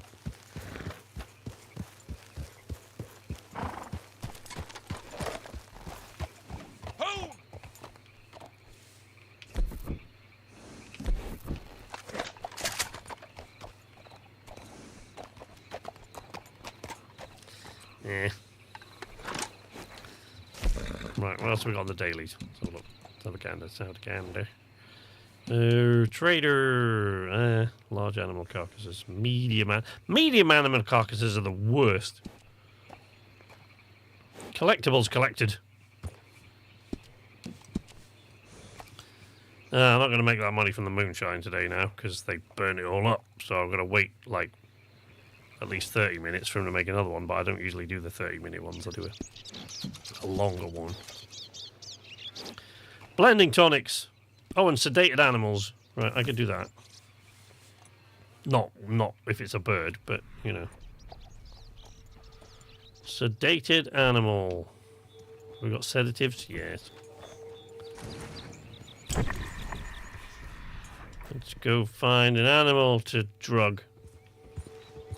What? I mean, you're just a menace in this game, aren't you, when you play this?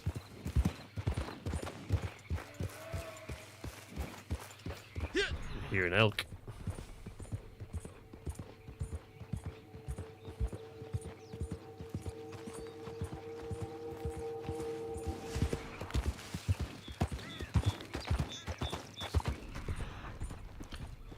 This bridge up here, there's quite often you can see a bald eagle just perched.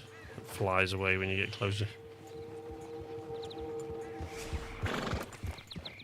Oh no, that's not the right bridge, that's the railroad bridge.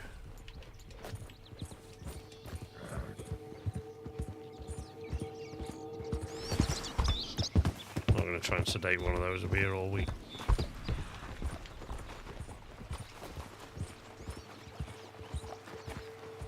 Oh, there's runny babbits over there, though. Oi, runny babbit! Oops, that was considerably smaller than a runny babbit since I accidentally killed it with a sedative round. God damn it.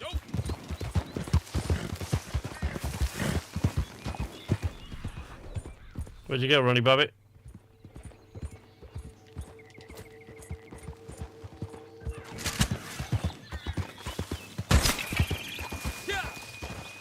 He's tired out already. Look, go to sleep. Go to sleep.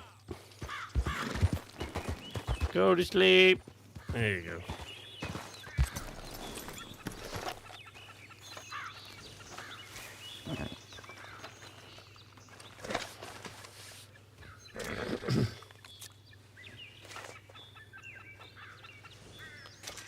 Wake the poor runny babbit up.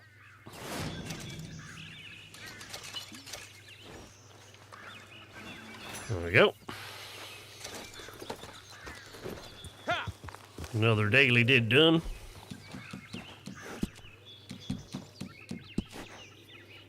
Blending tonic, so that's easy enough. That's easy enough.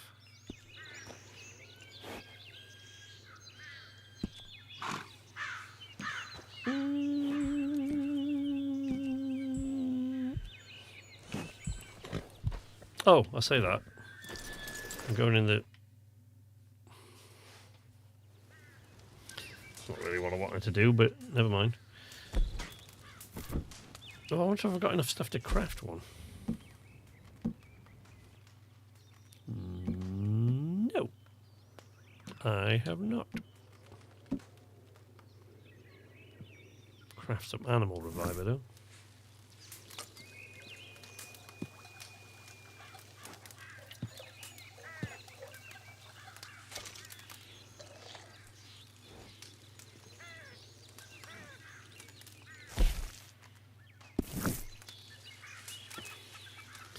All right.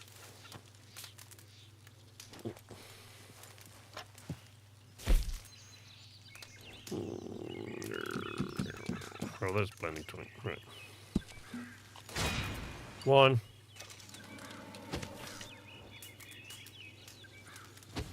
Maybe I couldn't craft a blending tonic because I already had enough of them. Maybe I can craft one now. Then again, maybe not. What the hell? Ooh. Have I got any... No, I don't think so. No, because if it was in my satchel, I'd have already broken it down, wouldn't I? There we go. That's all the naturalist dailies done.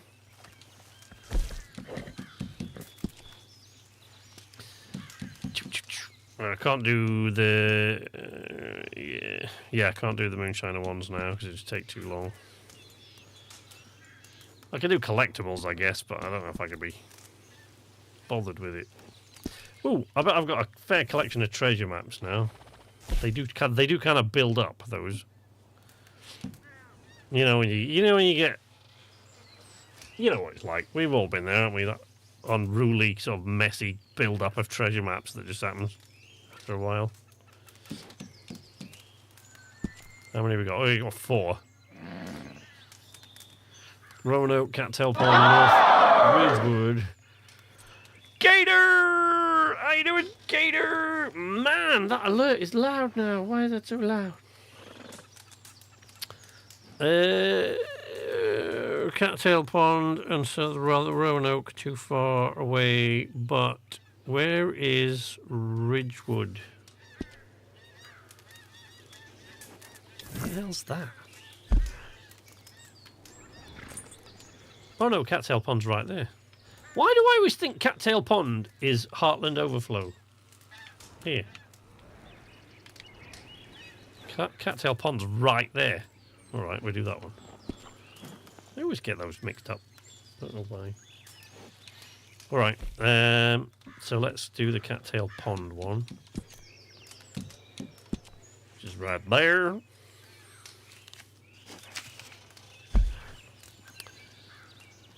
Yes. Just fine.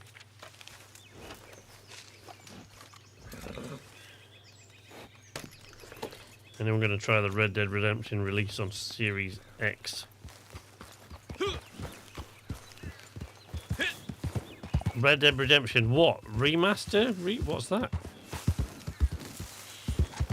I mean, I always sort of swore that I would never play Red Dead Redemption again, but simply not because I didn't like it, but because I absolutely loved it and got so invested in the story and thought it had such a brilliant ending that I didn't want to ruin it by playing it again. So I didn't play any of the, you know. I didn't play the undead stuff, any of that. Excuse me. Because last thing I wanted to do was turn him into a zombie. So I didn't play any of those, but it is one of my favourite games of all time. Yeah. Yeah, that's right. Exactly correct. But, you know, that's before I played Red Dead 2. Well, now everything's changed, so, you know. And I know you do know how I feel about zombies. It's true. Yeah, it was honestly purely and simply because it's the only game I ever played where the story was so good and I loved how it finished and I love how it wrapped up and it all did so perfectly that I just didn't want to, as HJ says, John Marston was dead to me, but, you know, not in that you're dead to me kind of way, but like he was a character I was so invested in. As far as I was concerned, he was dead now, so I didn't kind of want to revisit it. But then, of course, I played Red Dead 2, and there he is.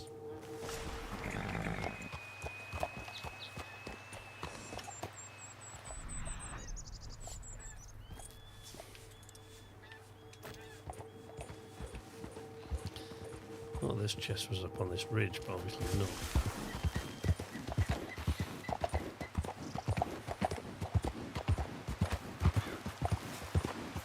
Oh, it's on the other side. Can't remember. Oh. Yep, close by now somewhere.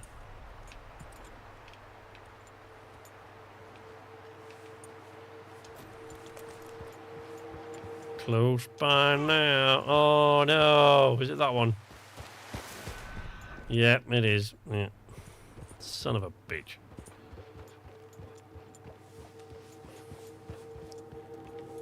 Upon my ass. Ugh.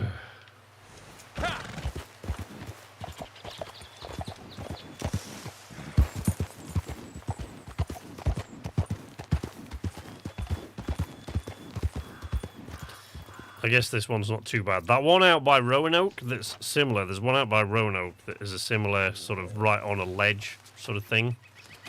And is a massive pain in the ass. What? Oh, there it is. Lost it. Oh! Ow! Oops, there we go. Yeah. Here's me, boys. I'm gonna take your shit now. You're gonna be needing it, so sure you won't mind.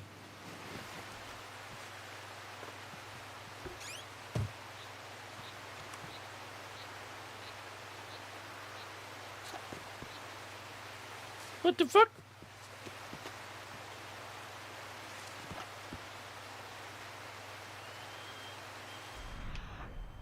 Why? Why can't I? What? Why won't you let me get the treasure? Oh, you shitty game!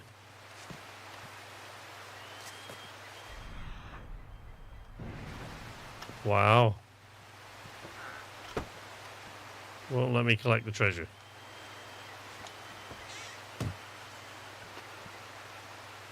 You son of a bitch.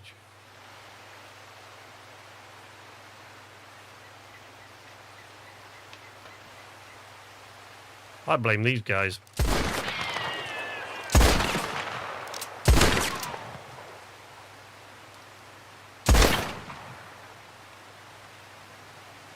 Hashtag no zombies.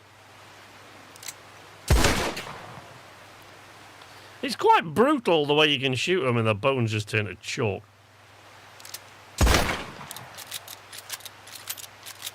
And then I'll reload to continue my carnage. My decimation of these zombies.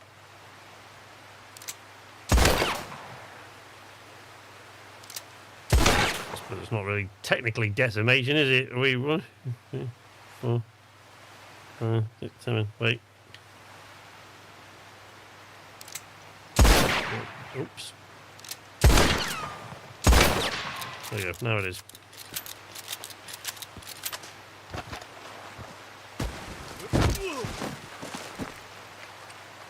Smooth.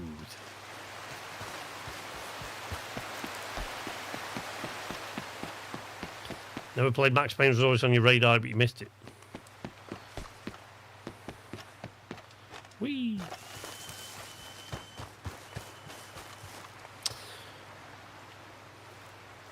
Oh, that reminds me. I should probably clean my guns, really, shouldn't I? What will I do?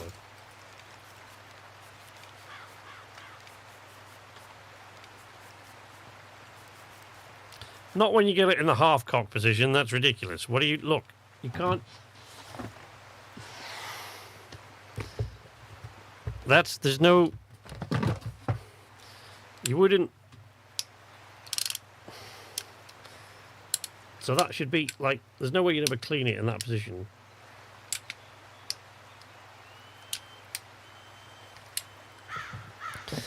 Game is dumb! Well, that was loaded, anyway. The game is dumb!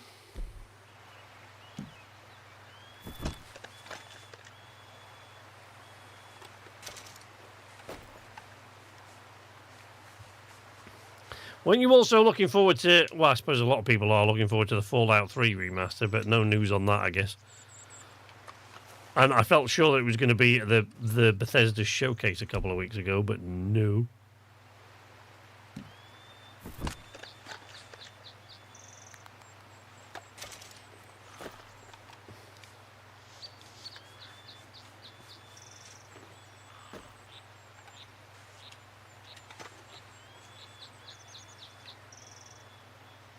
Right, where's Dave?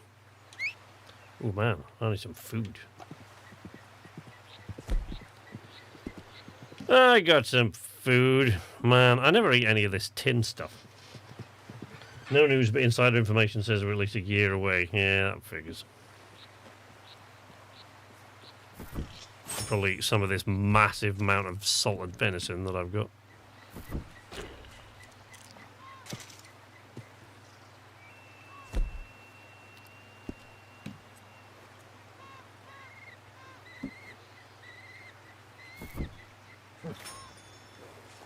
That'll do.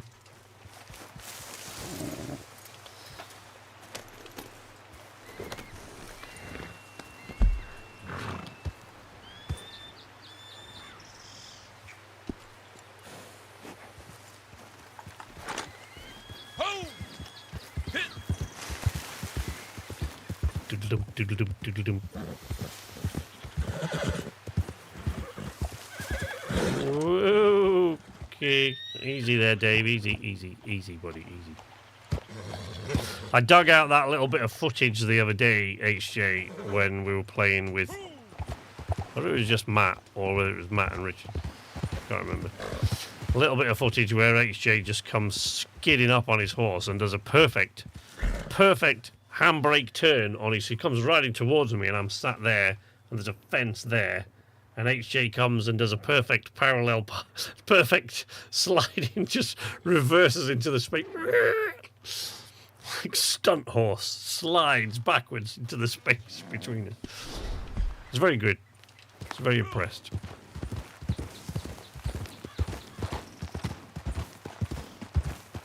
Not so impressed with that goddamn treasure map that led me to a treasure box I couldn't use. In Rhodes, yeah.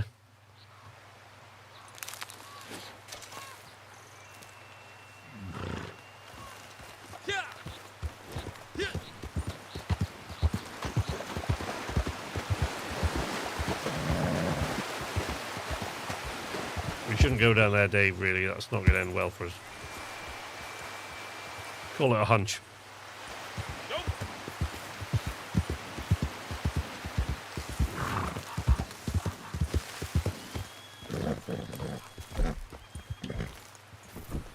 Oops, no, I don't want to do that either.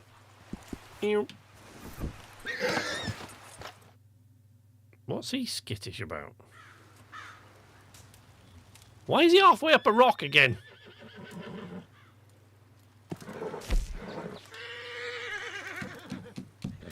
He's not happy, isn't our David?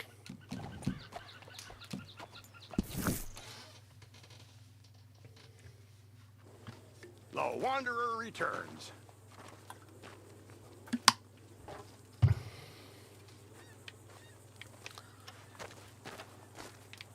Crypts, insightful as always.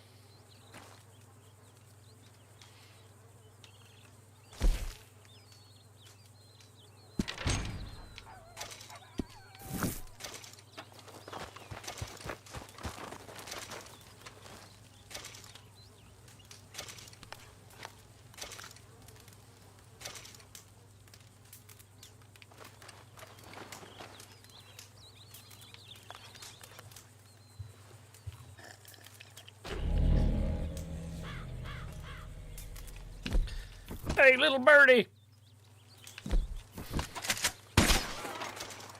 Don't go into the... Oh. You fall in the lake. You fell in the fucking lake, didn't you? For God's sake. Swim around it and push it back into the... So, what was that? A woodpecker or something? Prairie chicken. This is ridiculous. No, for God's sake. No, it's not worth it. We lost that prairie chicken. So much for the prairie chicken.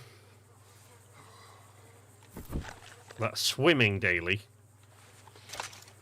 I can remember during the Red Shirts road trip where we were all trying to jump aboard that boat. You remember we were trying to travel down the river in the boat? No shots, no getting fired at or anything like that. We'd all just travelling calmly on that boat, and then all of a sudden we got halfway down, because I don't know where we got the boat from, but Matt was at the rudder there, all paddling around this boat, trying to take the river portion of our road trip there down to Saint-Denis. And then we got halfway there. We're way out in the river, and it just started to sink for no apparent reason. I remember that.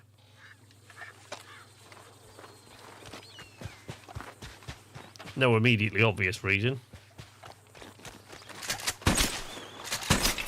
Oh, sorry. I didn't actually mean to sedate you, Bunny Rabbit. I meant to shoot you dead, but I'm sure you won't mind. So, as far as making Harriet mad, there is nothing worse that you can do than to sedate an animal and then kill it. She really doesn't like that.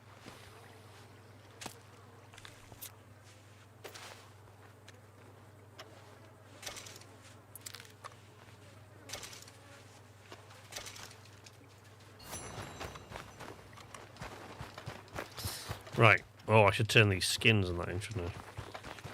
They're not going to be worth a lot. Playing on his little mouth harp there. Supplies are running down fast. Yes. I'll take whatever I can get. Cheeky fucking asshole. Look, I've got 6 squirrels now. A couple of rats. A couple of orioles. A couple of bullfrogs.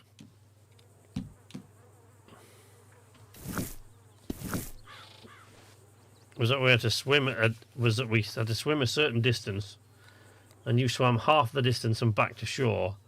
I swam the full distance and did not swim back to shore. No, yeah, I do remember that. Yes.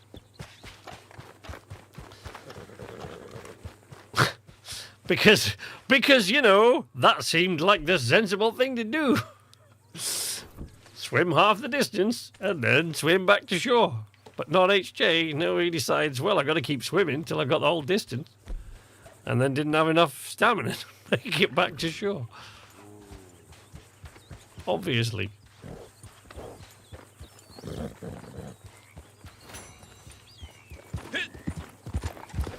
Biddly, biddly, biddly, bip, bip. Why have I still got a marker on my... Oh, that's for the... Oh! It's for the treasure, which I don't need now.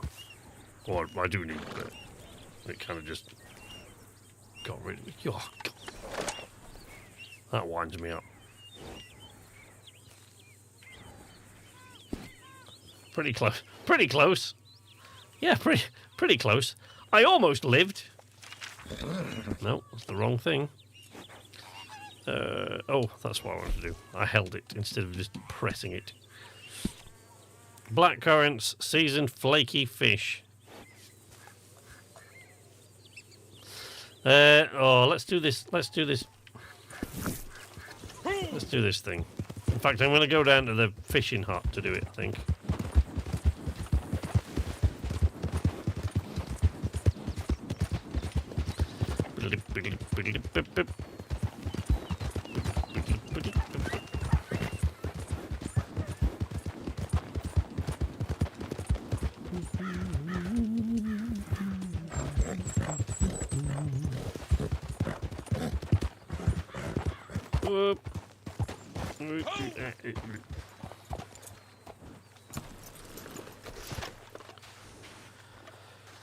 All right.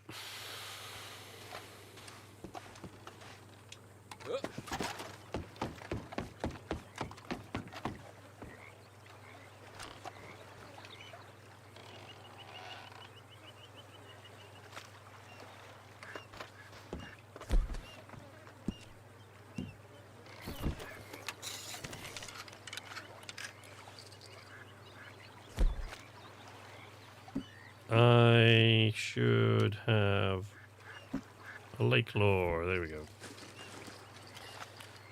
Was it got you real mad the time we went fishing for bluegills? I think I've done that a few times. I got really, really pissed. But if you talk about someone getting angry, he's probably going to be mad.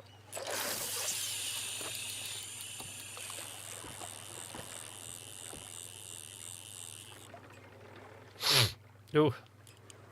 I think I cast that out a bit far, to be honest. Don't really want to do that.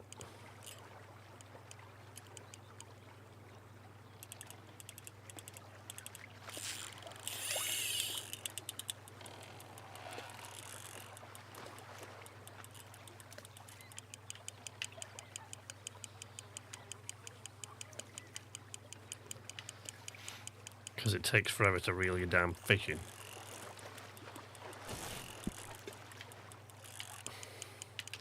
Yeah, Crips is always complaining about something.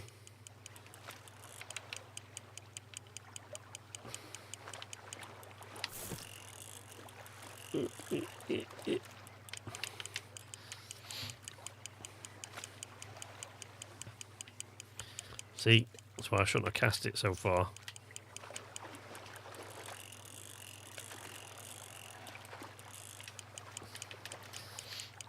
We all needed to catch 5, and whoever started first finished last, as I recall. Yeah, that sounds like something that would happen to me, but...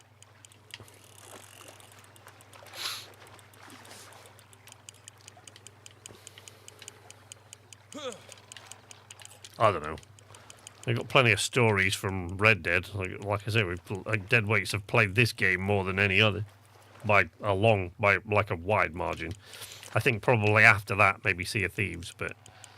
Even Sea of Thieves, I don't think we've had as many hours in as we have in Red Dead. Not even close.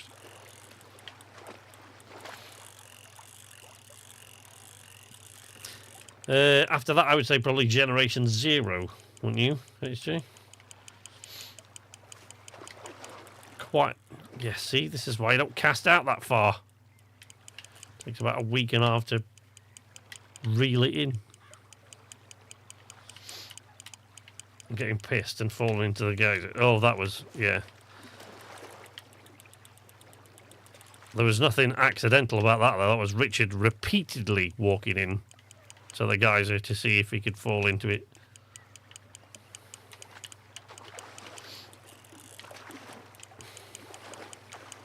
Come on. I was going to say maybe Chivalry 2 after that. I was just about to say I can't think what would be after that, and I thought, oh well, no, actually probably Chivalry 2. But after that, God knows. I haven't got a clue.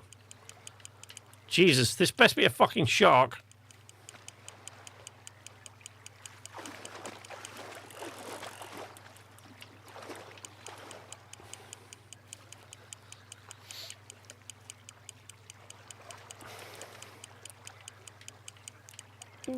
Come on. Fuck's sake. This isn't going in the fucking saddlebag. That's for sure.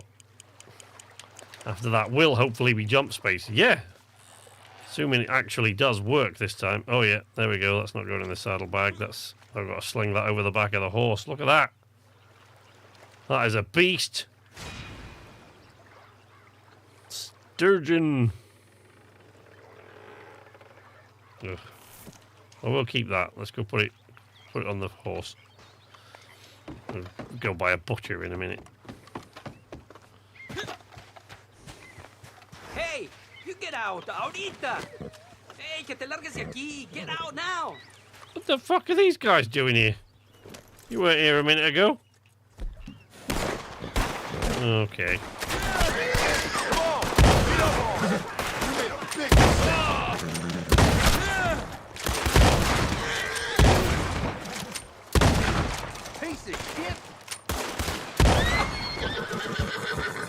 Stay down. Okay, don't.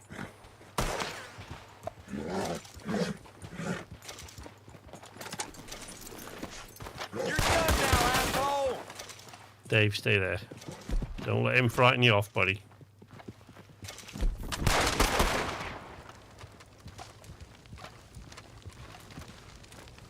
We've got you now.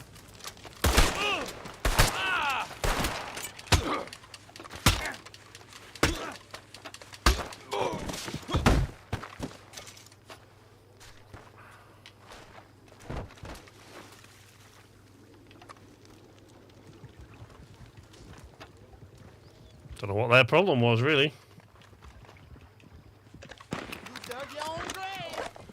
Oh.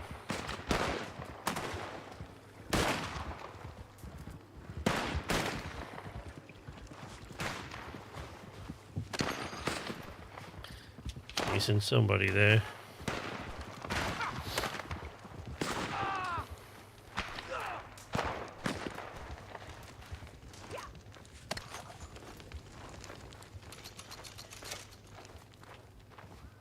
I feel like this might have been a mission that somebody started, that it just popped up on my radar because I happened to be here at the time. Oh dear. I suppose at least I did blow his head off. I missed the Sea of Thieves streams. They were great. The bickering about shooting animals out of the can. Well, the thing is, the problem is that HJ, not only is he fucking obsessed with pets in that game, but he does quite often, he'll just go and stick them on the railing right in front of the wheel so that the person at the wheel, the person at the helm can't see a fucking thing because HJ insists on putting his animal there all the goddamn time just to piss you off. So eventually, every time he gets a pet out, we just put it in the cannon and fire it over the side.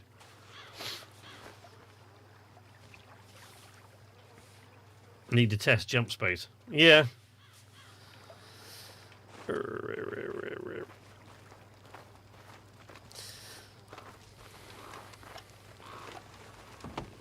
Right, can I go back to my fishing now?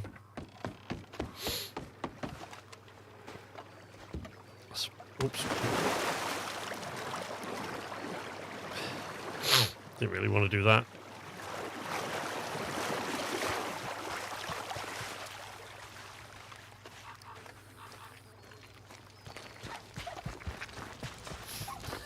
Bit of night fishing. Wait. Let's sort of get a decent bit of bait in the water.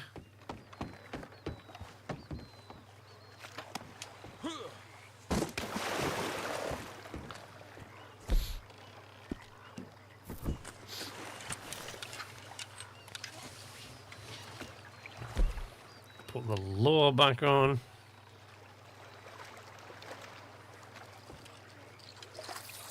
There we go. Not so far out. Not so far out.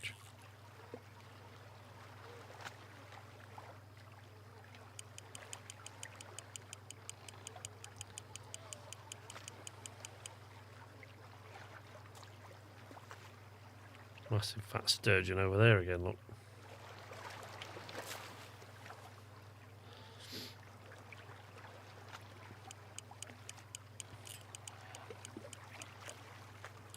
Don't want him to take the bait, there's no more room on the horse.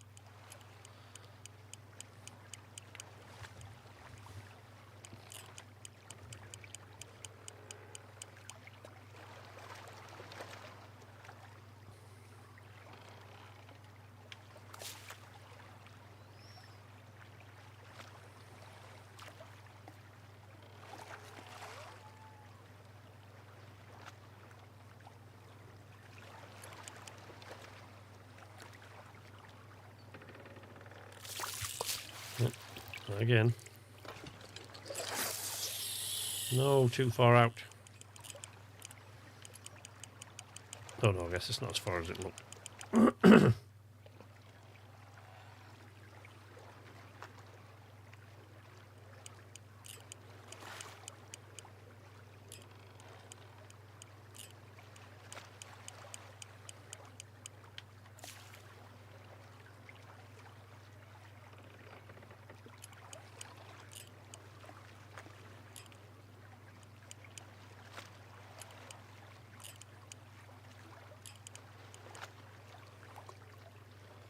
No, Ubisoft cancelled their investor earnings call and stopped their shares from trading.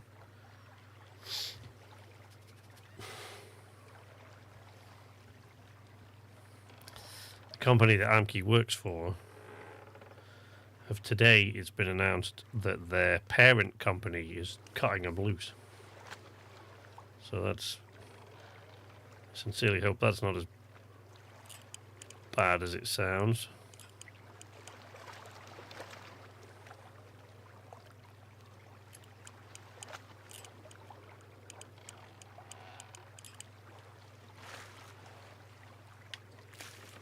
Wow.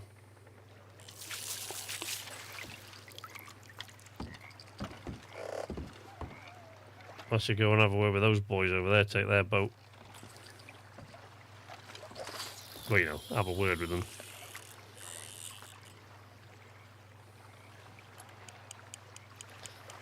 It was always good seeing a stream or adventure into that game. It won't be the last time, Mordred, I can guarantee you that. We'll be back in Sea of Thieves at some point. I think with 2025 has just been so crazy busy with other games.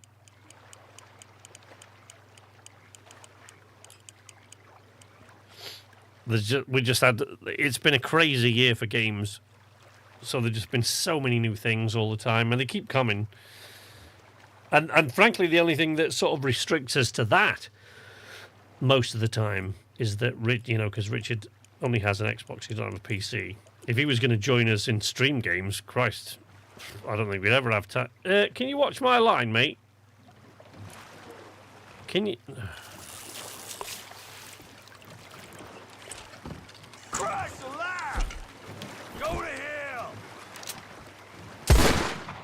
Interesting, you should say that, because that's where you're going now.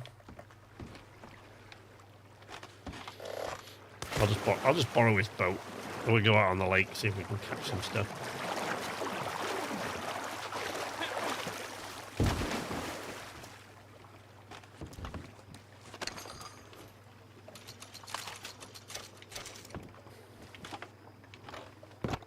Oh, see, I can't pick up his corpse, though. That's the problem.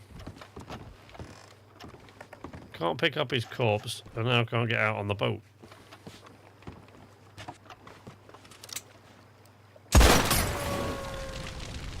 That's probably not good for the boat.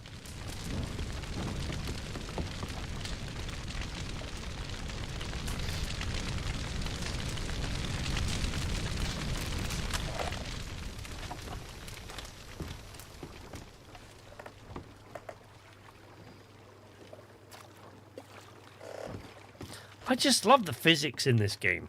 Look at that, see? I mean,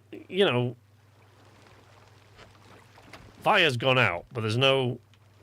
but if I shoot holes in the bottom of the boat, it will eventually sink.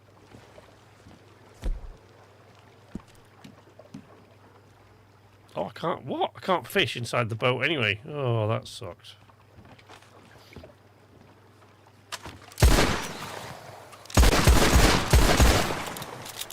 There you go, look. Well, that did fill up rather fast, though.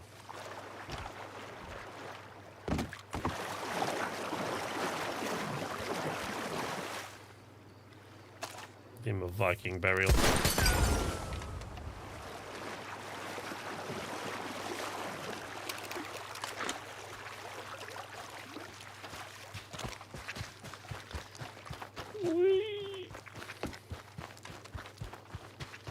Well, I mean, see, this is why I don't fuck about with the fishing. I don't usually mess with the fishing dailies. It's too much work. How barrels have realistic fill physics. They're like the physics in this game are just amazing. It's no wonder it takes, because the thing is, yes, it takes them forever to make a game, right? It takes them the better part of a decade to make a big open world RPG. But when you get the finished product, you can see where all the work went, which is not always the case with somebody like Bethesda.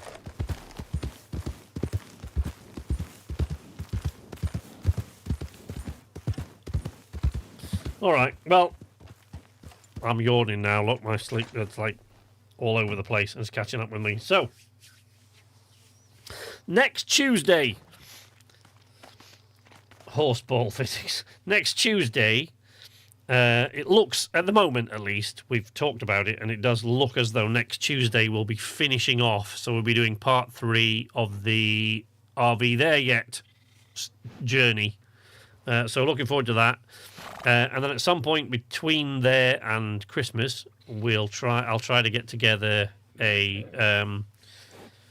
special guest stream that I usually do around Christmas. And as I said many times now, it's been Project Winter for years when I've done that. So it's almost always Project Winter. But last year, Project Winter gave us a lot of issues with the audio so you guys couldn't hear the guests, which is a bit ridiculous because that game really it depends completely on proximity chat.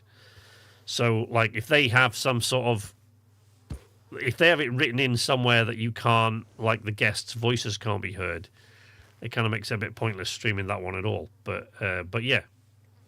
So I'll be there yet next week, and then at some point before Christmas, we'll try to get a special guest stream. I was thinking about Lockdown Protocol, but of course the other thing about that is that cuts Richard out of the loop as well, which I don't want to do because it's been a while since we had Richard on stream. Like, me and HJ and Matt have been on a few times lately, but Richard hasn't been because he doesn't have a PC. So we'll try and get that up and running. And maybe, maybe we'll get an Axel rematch before the end of the year as well, but I'm not entirely convinced that'll be the case. But RV There Yet, we'll do part 3 next week. I know that you guys love watching the RV There Yet streams because they are hilarious.